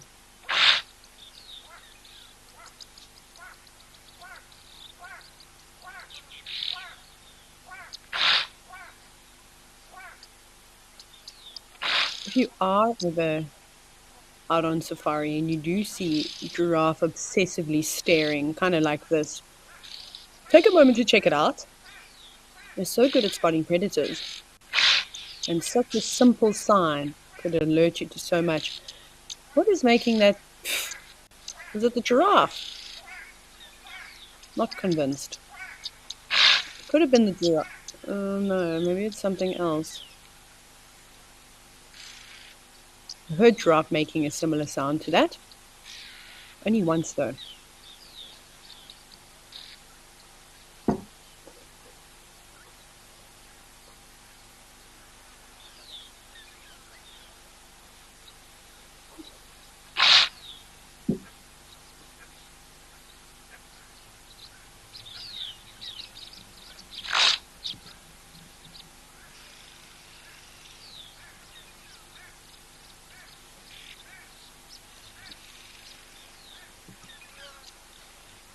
Now we'll see if it's her making the noise or if it's something else. With a close view like that, you'll be expelling air from her nostrils.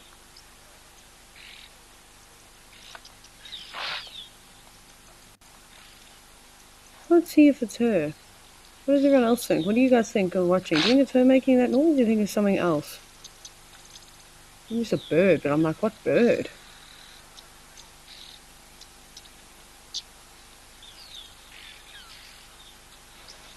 One of the hardest things to do is to not be present in that moment, to take everything into consideration. I also found that quite difficult when I did some birding exams. I had to learn a ridiculous amount of bird calls and like 180 bird calls. It was insane for 2 different tests. And when you have a brain the size of a Rice Krispie like me, it's challenging. Now, obviously, when you hear bird calls and you're out in the field, yay! The agama! Hello! That's so cool. I'll finish the bird talk later. Look how amazing! I need to find my book. I know where it is.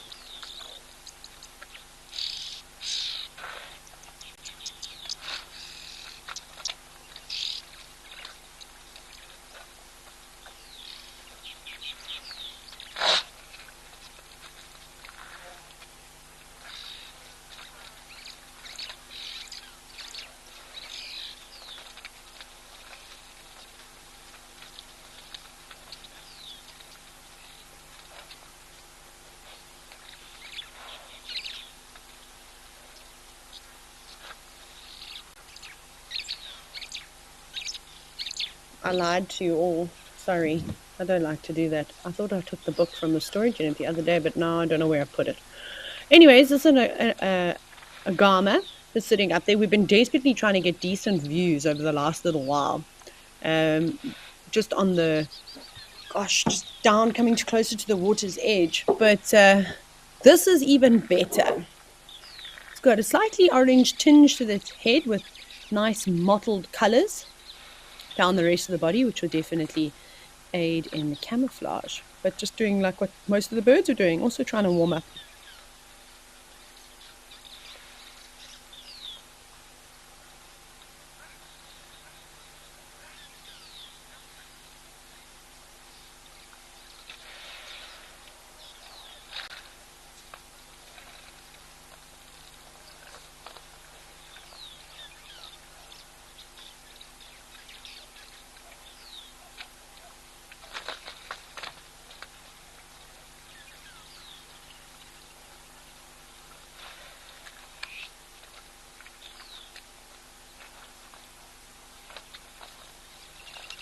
I'm talking to myself again. I've got to unmute. Do you all see a slightly blue tinge on its body? Now you can see how orange the head is. Could it possibly be a rainbow agama? I think it might be. Normally the females are more sort of mottled in coloration. But interestingly enough, one day Ben and I don't know if you all remember Ben and I, we were playing Safari Bingo. And it was on the last day where we won. And we actually spotted a tree agama, which you see in South Africa. And they've got the bright blue heads. And anyways, it was on the ground, and while it was on the ground, it was sort of very neutral colors, sort of browns and grays. And then as soon as it climbed up onto the tree, almost automatically the coloration changed. So I am going to say that this is probably a rainbow agama. They do occur in Amboseli National Park, and we know that that's just a stone throw away, which is really epic to see. Aha, mystery solved. Gosh, it's only taken like 2 weeks.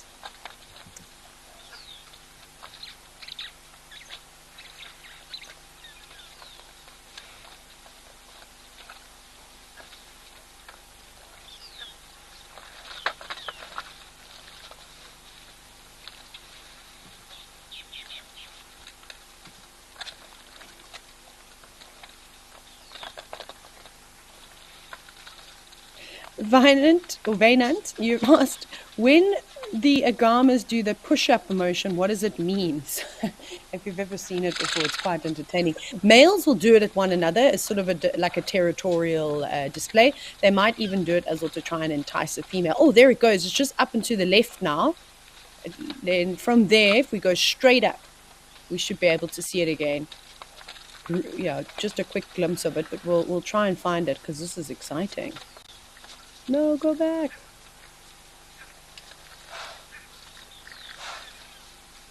So it jumped to quite high. Yes. So more on the left. Never mind. We're going away from it now. Bye, agama.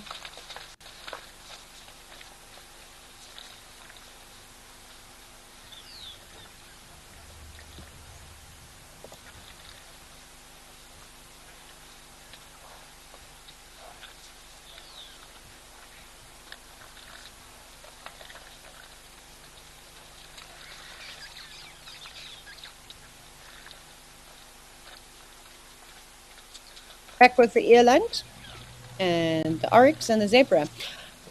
So I've heard, not that I've ever tried it before, but I heard that earland milk is actually quite rich and contains a much higher fat and protein content than cow's milk. Anyone ever tried earland milk?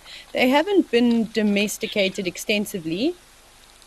They have tried before, but I don't think that they were very successful. Otherwise, we'd probably find more earland milk available. One thing I did love, though, about being in Kenya, if you are a milk drinker, I know there's that divide, like how some people like to have pineapple on their pizzas and others don't, and it's the same thing with milk.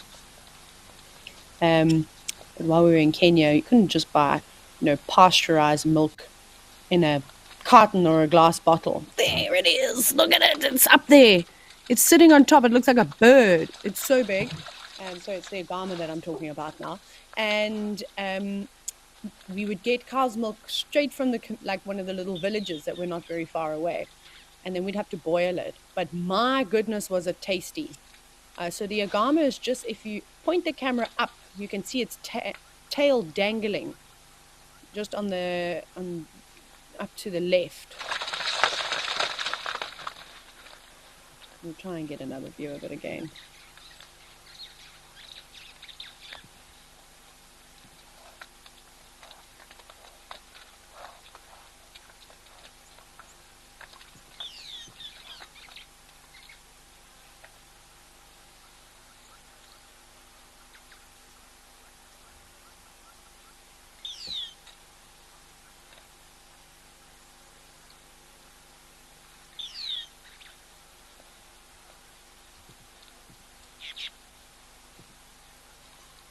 You see the agama's climbing down now.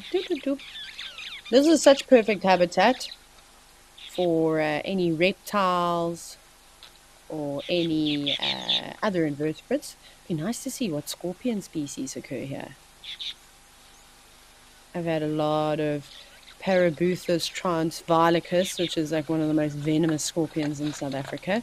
They keep falling out of my roof, which I really do not appreciate, because I know one is eventually going to land on my bed and then we're going to have problems. I'm also worried about the dogs getting stung by such a venomous scorpion. It's a big stress living in a town like Hoedspruit. We do, of course, have lots of reptiles too. Thankfully, no crocodiles in the roofs, no agamas, but we see skinks. There's a diurnal gecko species. We see quite a few of the nighttime gecko species too, and snakes, and rock monitors and water monitor lizards that love to nest in thatched roofs. So it's quite disastrous, especially when summer comes around. But I'm surprised we're not seeing more of these agama lizards up and around here. But like I was saying, those males can be quite territorial. So perhaps there's that one individual's kind of saying, hey, this is where I live and this is where I stay and I will chase you. We know there's females around because we've definitely seen them. I wonder what else is hiding away in here. And we wonder we'll see also a nice snake draped over some of these logs.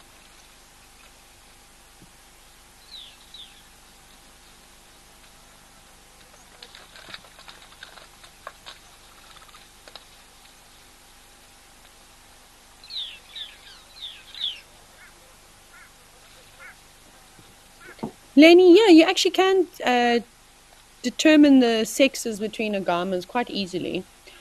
So for the most part, most of the species, the males have got much brighter coloration to them, like what we saw with this one that we were looking at. I don't know if you had a chance to catch a glimpse of it, but that was a male agama. It's like with a lot of birds as well. The males tend to be dressed up a bit more bright colors, whereas the females are, I don't want to say bland, they just have more cryptic camouflage, if you will. So they don't necessarily have big bright colors because they don't need to attract the mates when the mates come after them. They don't have to worry about doing all the hard work. They just have to sit and watch the show that's being put on for them and then decide yay or nay. Must be quite stressful. But now we know where to look. We can also, again, we'll keep checking there because they're so interesting.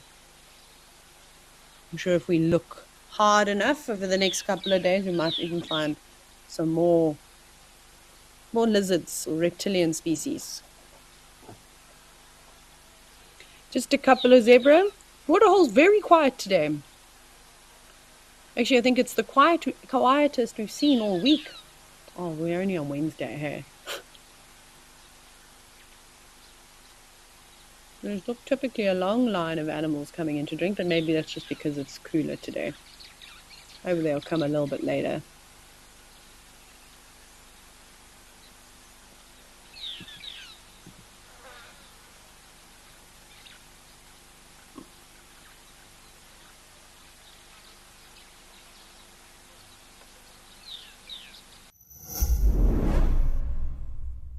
On Woodbury Lodge's episode of Destination Safari.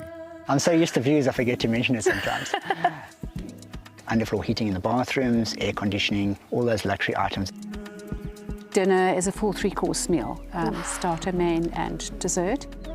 Early morning drive, and on that drive you might see some slightly different things, some rare things. You know. Destination Safari, bringing luxury safari travel to the world.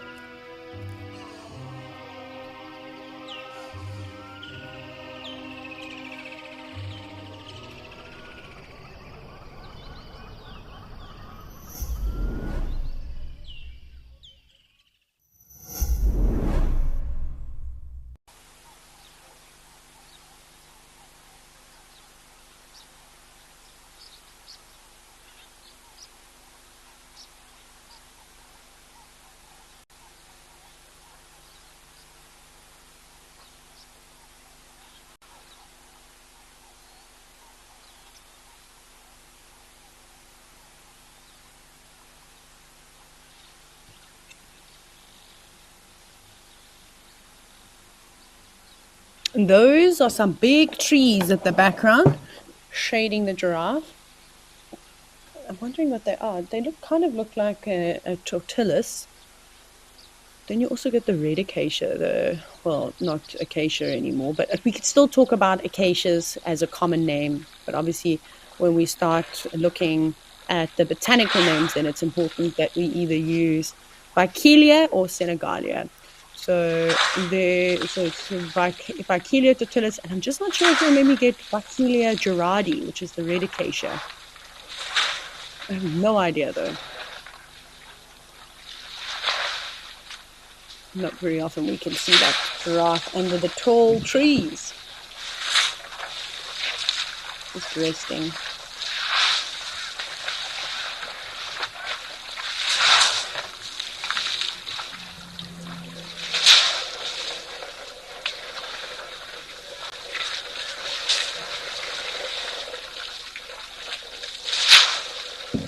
Hello, elephants. You can obviously hear all that splashing, and there's no other animal that it could be. Some beautiful individuals. Nice pup.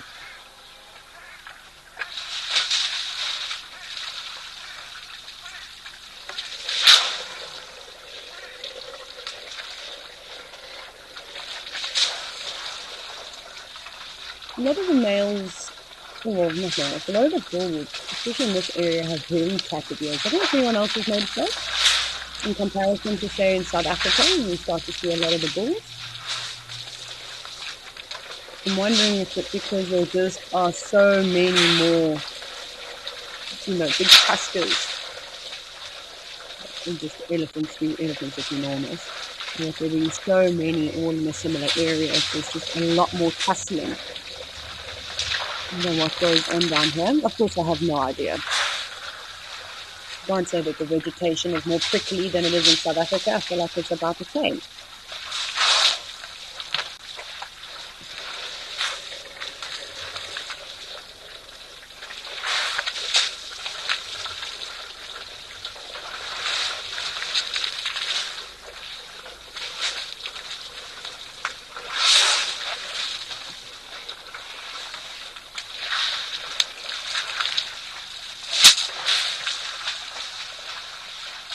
Oh, bossy pants in the middle.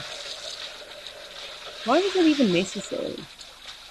Sometimes I don't understand why elephants do certain things. I suppose we can refer it back to people, huh? Sometimes we're like, why did you do that? Oh, I don't know, it's self-conscious.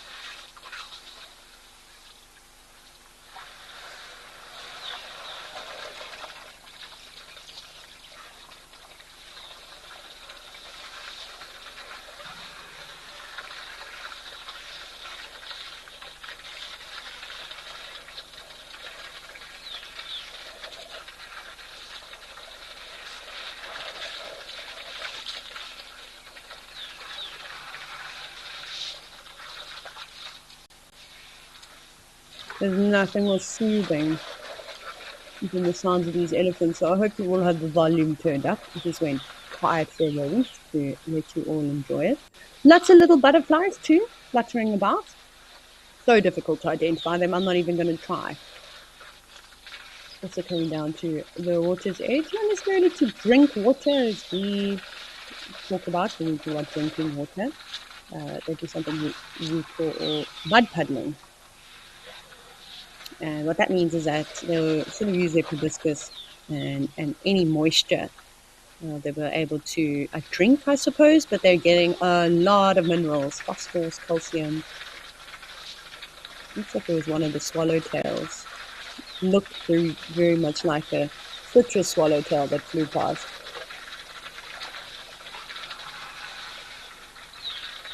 While it's super important for elephants to still show dominance, we mentioned even though they're not territorial, and so with bulls there's still a hierarchy, and that's something that elephant bulls will learn from a very young age. It starts with their natal herds, with moms and older females kind of putting them in line, and eventually when they move off from the breeding herds, obviously they're the youngest, smallest in body size, less experienced, and you can't just walk up to an elder, right? You might have to take your hat off, shake their hand, bow, I don't know, depending on where you are. You've got to show a lot of respect.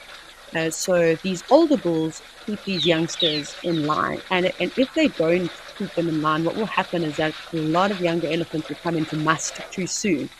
That's like the sexual reproductive state that elephant bulls go into. They don't need it to be able to mate, but it's basically just showing that they're very healthy, high testosterone levels, and they may be big enough and strong enough to mate. But this causes issues when young bulls come into must too early.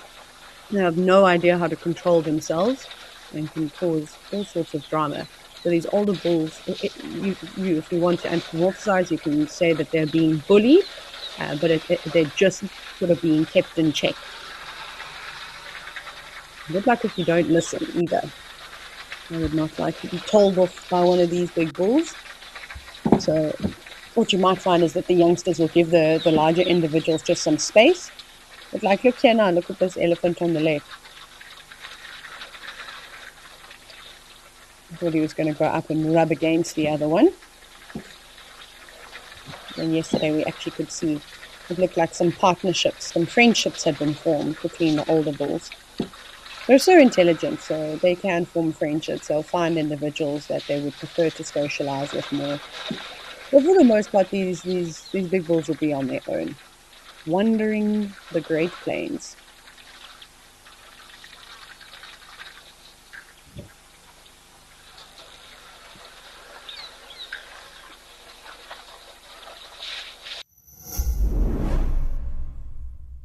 Have you ever wondered what it's like to capture a snapshot of wildlife in its magnificence? Our naturalist, James Henry, has spent his life creating memories through the lens, and he wants to share them with you. From the sublime to the ridiculous, everybody. Join James for a photography hangout where he will entertain you with safari stories through some of his best photographs and color grade them live. Come along for the fun. WildEarth, it's in your nature.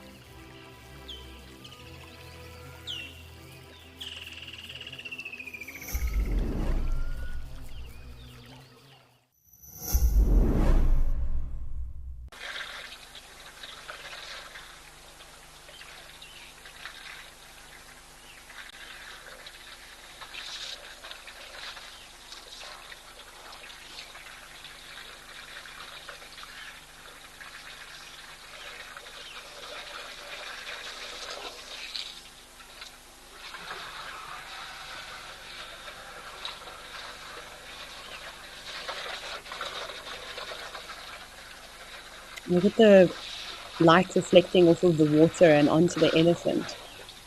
It's so beautiful. I don't know if any of you have ever done this before. It's quite a fun thing to do, especially if you have children or if you are easily entertained, like I am. At night, when you just have a little bit of lighting, or you shine like a torch or something like that through water, and then the beautiful ripples that you get on the wall are mesmerizing. It kind of reminds me like the old school screensavers that used to be inbuilt into computers. I'm sure you'll know what I'm saying. Obviously not those crazy vivid one with the bright colors, but with the ripples. I could sit and watch it all day long. Maybe we can try and get a close-up of it. It'll be great to see against the texture of your elephant's skin too.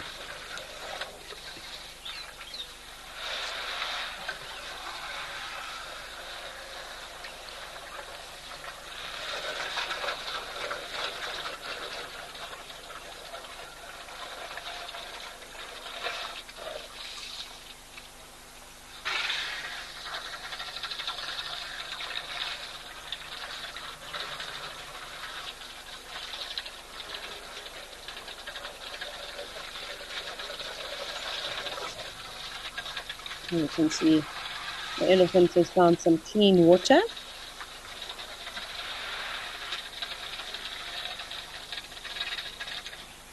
There we go. Now you can start to see those ripples that I was telling you about.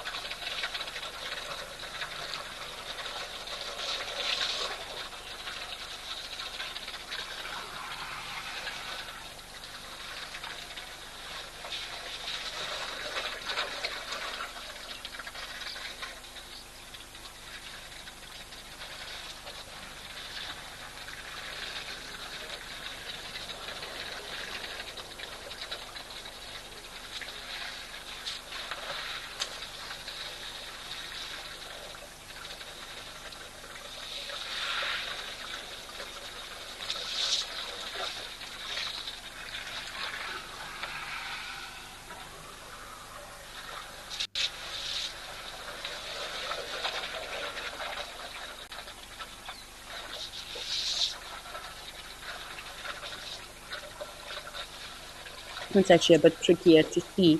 I think if it was a bit darker, we'd do it quite nicely. But those are the ripples that I was actually talking about. Look at it. It almost, like the elephant is, I mean, we know the elephant is alive, but like its skin is completely alive and wriggling. And let's just see all the body hairs. Look at all those wrinkles too. So important for elephants.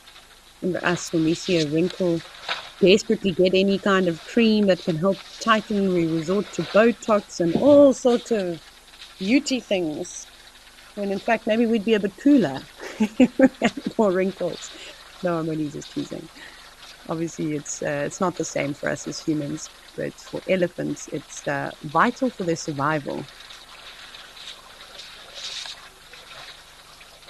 In case you're wondering what I'm talking about, is this those wrinkles create more surface area, and then when they cover themselves with water and mud, again it will dry in those crevices and just help keep them cool for longer, rather than if it was just a flat, sort of smooth skin, then it's not going to stick to the elephant for that much longer. It will keep them cool, of course, but not to that degree.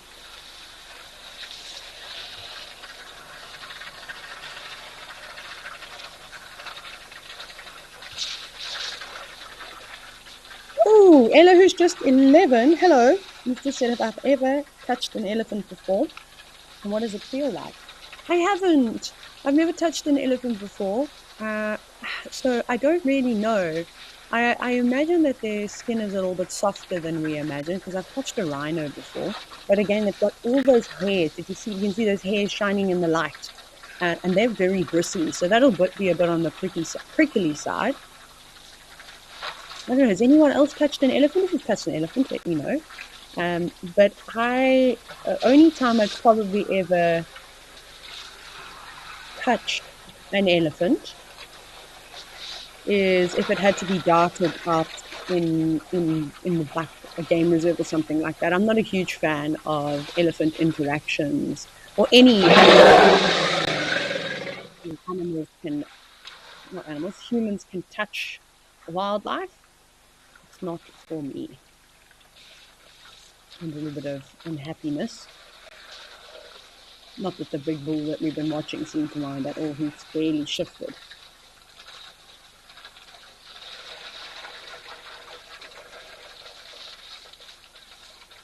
So their skin is so thick, so thick, thicker on the ears. Not quite paper thin, but in comparison to the rest of the body.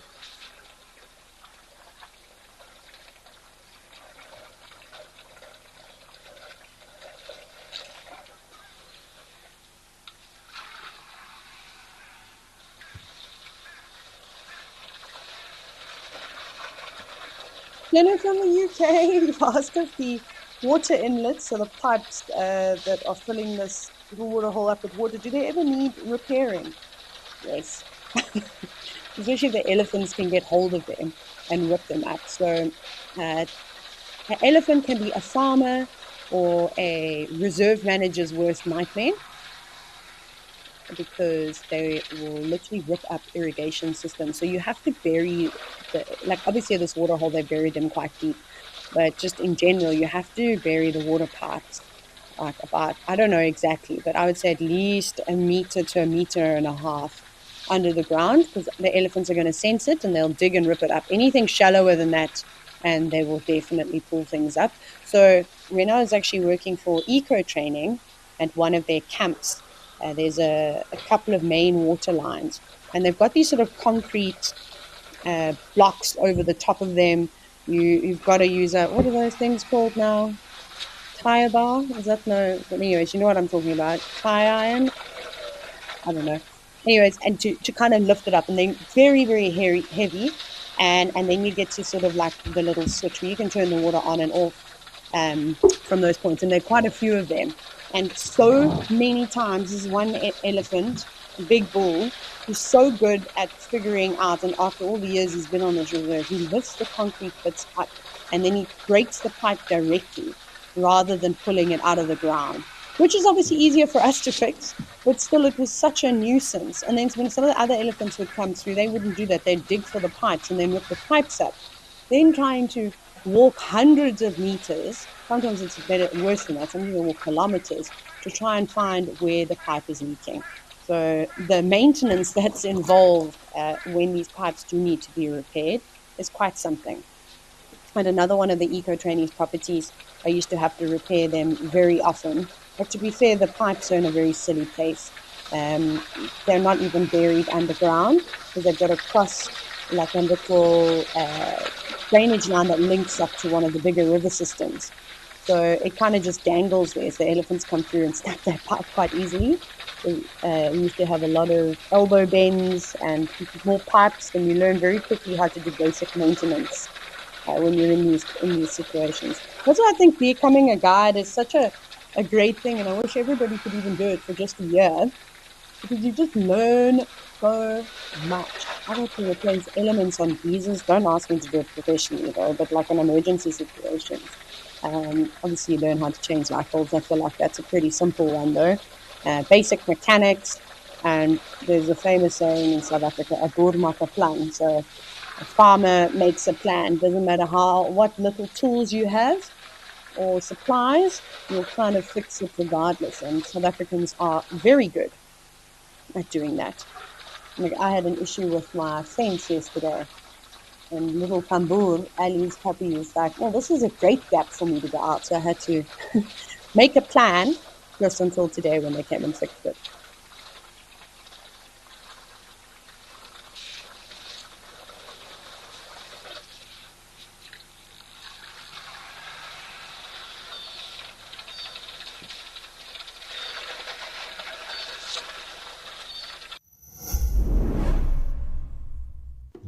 want to touch the lives of future protectors of our Earth?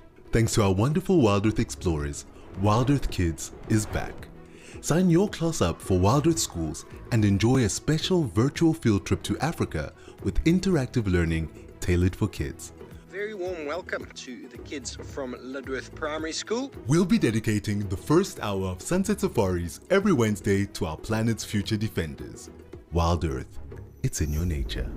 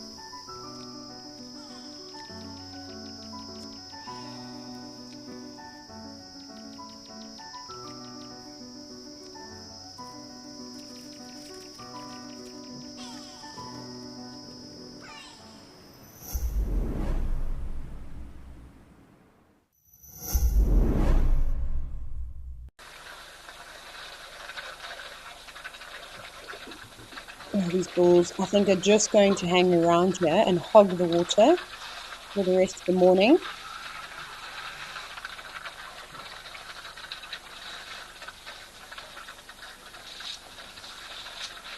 There's actually a lot more insect life. I don't know if you have noticed over the last couple of days, more and more butterflies erupting. And I was saying the same thing, having an explosion of moths recently, and then a couple of different butterfly species, but I'm just sitting here looking at all the curtains. I don't know where they've come from. Their eggs must have been up in the thatch roof or something like that, and now they've, or not their eggs, their little cocoons, and now they've emerged. But early, but maybe they know something we don't. There's some beautiful butterfly species in Kenya. My favorite one is the green-veined Charaxes, or Caraxes, because I would say that Caraxes, not pronounced with CH. And it's so stunning. You won't really find it out in the open like this though, but if you go to more forested areas and you see them. Quite a common butterfly species, but still beautiful if you want to Google it and see what it looks like. Please do so. They actually found a dead one when I was doing some guide training. And it was so great to get such a close look.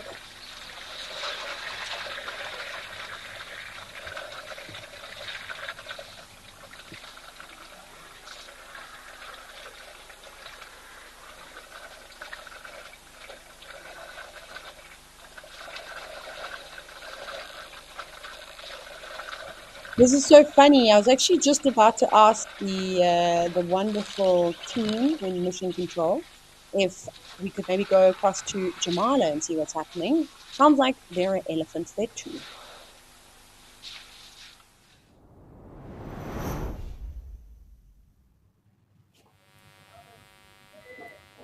Look at them all. They're there. But what I do really want to do is while we watch the elephants is maybe go across to the left and see if that zebra carcass is around that we've been watching for the last couple of days. I'd like to see how that is faring. I don't think that the elephants are going to go off anytime soon. Someone whistling. I actually looked outside thinking, there we go, that someone's trying to get my attention. There's the carcass. Sorry if you're a bit squirmy. The zebra carcass, just to catch up in case you have any just joined us and you didn't watch the last couple of days, is the zebra was actually, there's a little sparrow that's sitting there on the rock. So the zebra was unfortunately stuck in the mud, and the conservation teams got involved and they tried to pull it out the water and the mud, and then unfortunately it died. And we have seen there was a brown hyena that was seen feasting upon the carcass, and then on Monday we had warthogs eating it. A family of warthogs ate it quite a bit. And there's also been pied crows. I don't know if anybody was watching their cameras last night and maybe saw what came down. I was at boxing for a very long time, and then I could barely use my arms. I couldn't turn the TV on, so I didn't watch anything. I wonder where the jackal's at. There's plenty of jackal on Madikwe. It's just surprising that not many predators have actually come here to finish it off, because it's not like this zebra was diseased. Well, I mean, I obviously can't say that for sure, but sometimes we see that the animals just won't eat carcasses. But it's fascinating.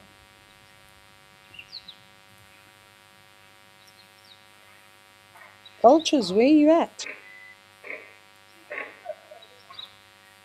I would also love this.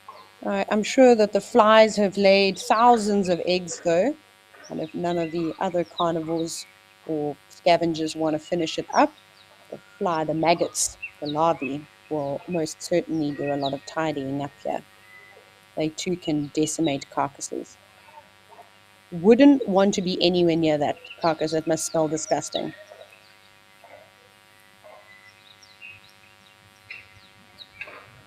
Okay.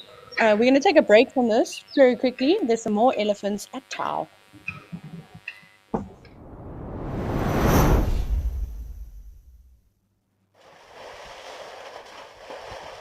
Oh my goodness, look at this. Splish splash, I was taking a bath. Not quite on a Saturday night, but you get that. Hopefully that song is not all stuck in your heads. And an ostrich also just pecking away. Who do you think would win if an ostrich and an elephant raced one another? My money would be on the ostrich, obviously, because they're exceptional runners.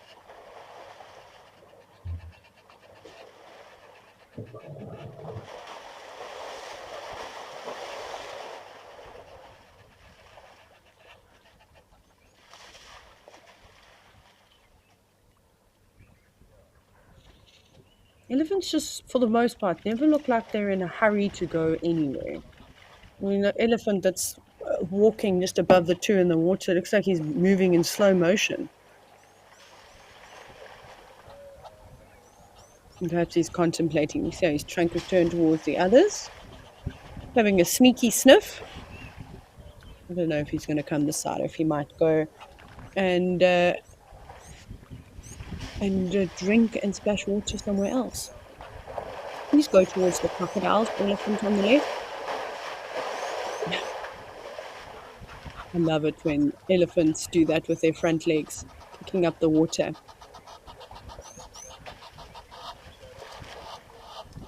Oh, wow, check this individual. Sure, he's a big boy. No tusks, though. But look at the size of his body. He looks like he's eaten another elephant. He's so full. Well, it's not full, but, you know, his tummy is so round. He's in brilliant condition.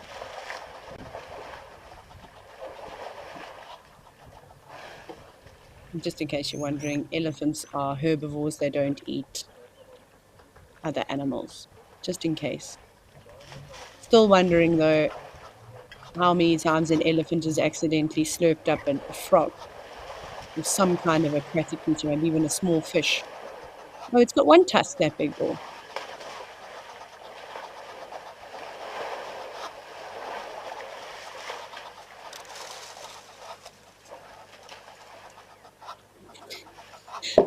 on the light. He does not look impressed that he's had to move.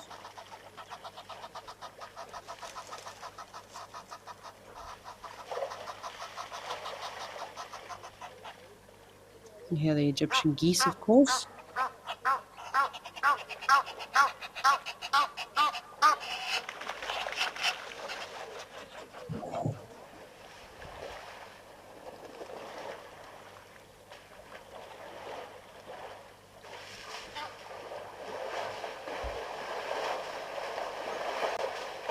No, an Egyptian goose doesn't seem to be capable of walking over the mud very easily. They do have wide feet though, so that will help. But look at the slow steps it's taking too. Hoping that it doesn't sink in. Titch, you've asked how old are these elephants here? It's a little bit difficult to tell. We can use a couple of things to help us with aging. So I like to describe it as if you look at a teenager, let's talk about boys specifically, and young boys, young men. We all know how how young boys grow, right? They have these growth spurts where their legs and their arms are too long for their bodies, heads a little, but eventually they start sort of filling out as they grow along. So the same thing happens with these elephants. And I look at them, and I'm going to use the elephant in the middle as an example because he's enormous. Look at the size of his head and the width of his trunk in comparison to the other two. Muzzy doesn't have the biggest tusk. That doesn't really have anything to do with age. So I'd put that bull in the middle, probably about 35, maybe between 32 and 37 years old. We've got to give ourselves some room to play with. And then I think the bull on the left, probably a bit younger than that, maybe just in his 30s, late 20s, early 30s. And I think the elephant on the right might maybe a little bit younger than that. But when elephants are like in their 20s, you'll see they have got very, very long front legs. But again, I'm just guessing. It's really difficult to say. And then as the elephants get older and older, just imagine it like again, we can refer this back to humans. How we start to age, our skin starts to sag. You can see that. And then the depressions just above their eyes, those depressions get deeper and deeper. You can kind of see them more prominently. And there's a little warthog bum that's at the back too.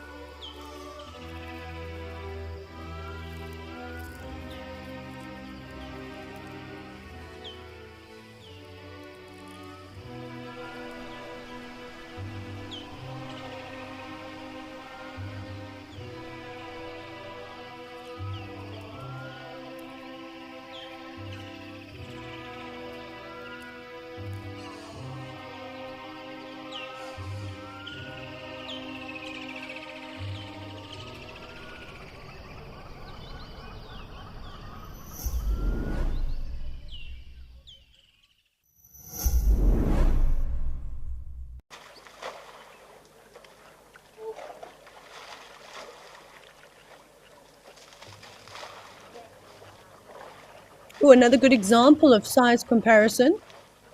The blue wildebeest as they stroll past. Big elephant bull, you're going to chase them or are you going to part them? Let's see what the wildebeest herd does. They can be stubborn too. There's quite a big herd of them.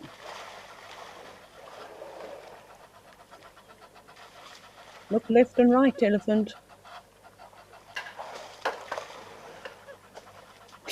The elephant's stopping to wait for them to go past.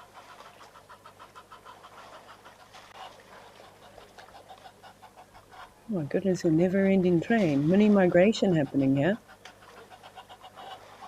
We don't get to see very often big herds of wildebeest like this, especially in South Africa.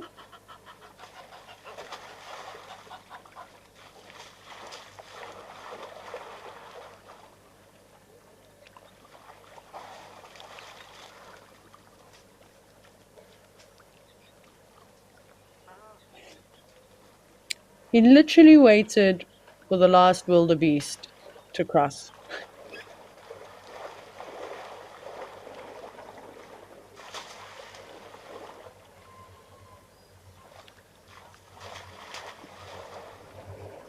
That is the most accommodating elephant I've ever seen in my life. When has an elephant ever stopped for another animal to let it carry on?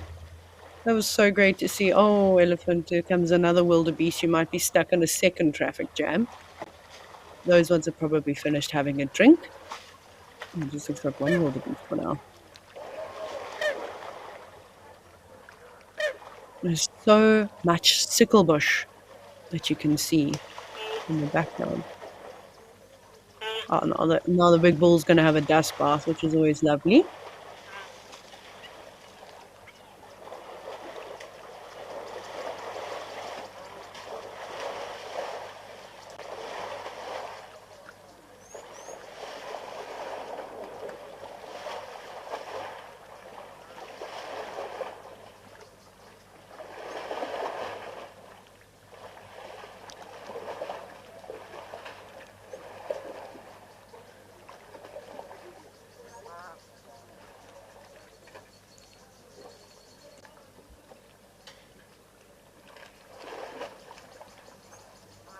Sure, you can see how the water is drying up a lot. And that's probably going to be through just evaporation. And there we go. A bit of a tussle. Slip and slide in the mud, most likely.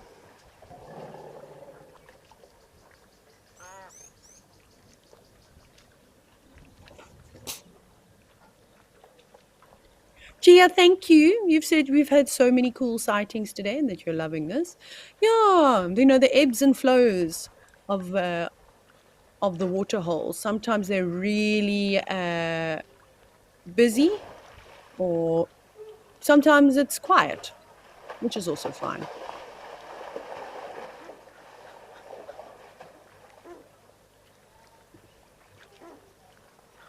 So it really just depends. But I'm just glad that we have started to see some predators. We had male lion yesterday as well. What else did we have? What's wrong with my brain? As I spotted a hyena. Sorry. And then we had some of the Telemati breakaways on the Juma camera. We need to just check them all off. Hopefully we'll get some more predator encounters. I think Tau would be a good one. Perhaps in a couple of months where animals are really going to be spending more and more time around the water's edge. That should hopefully draw them. I just don't know how many prides of lions are on Madikwe and how many of them frequent this sort of northwestern sector. I couldn't find a map. Obviously we're lucky in the Sabi Sand and other areas because of the people extensively watching wildlife. People make maps and post them online as to where their territories are. I know that there's one airstrip that apparently there's lions at all the time.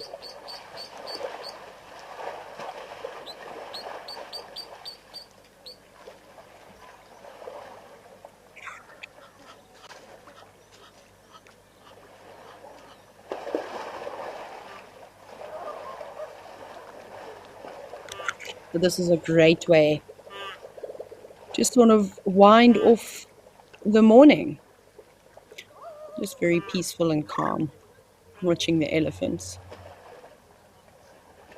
Gosh, it's quite deep there. You can see how the elephants have obviously dug it away. It's quite a nice pool. They could probably roll around in that fairly easy.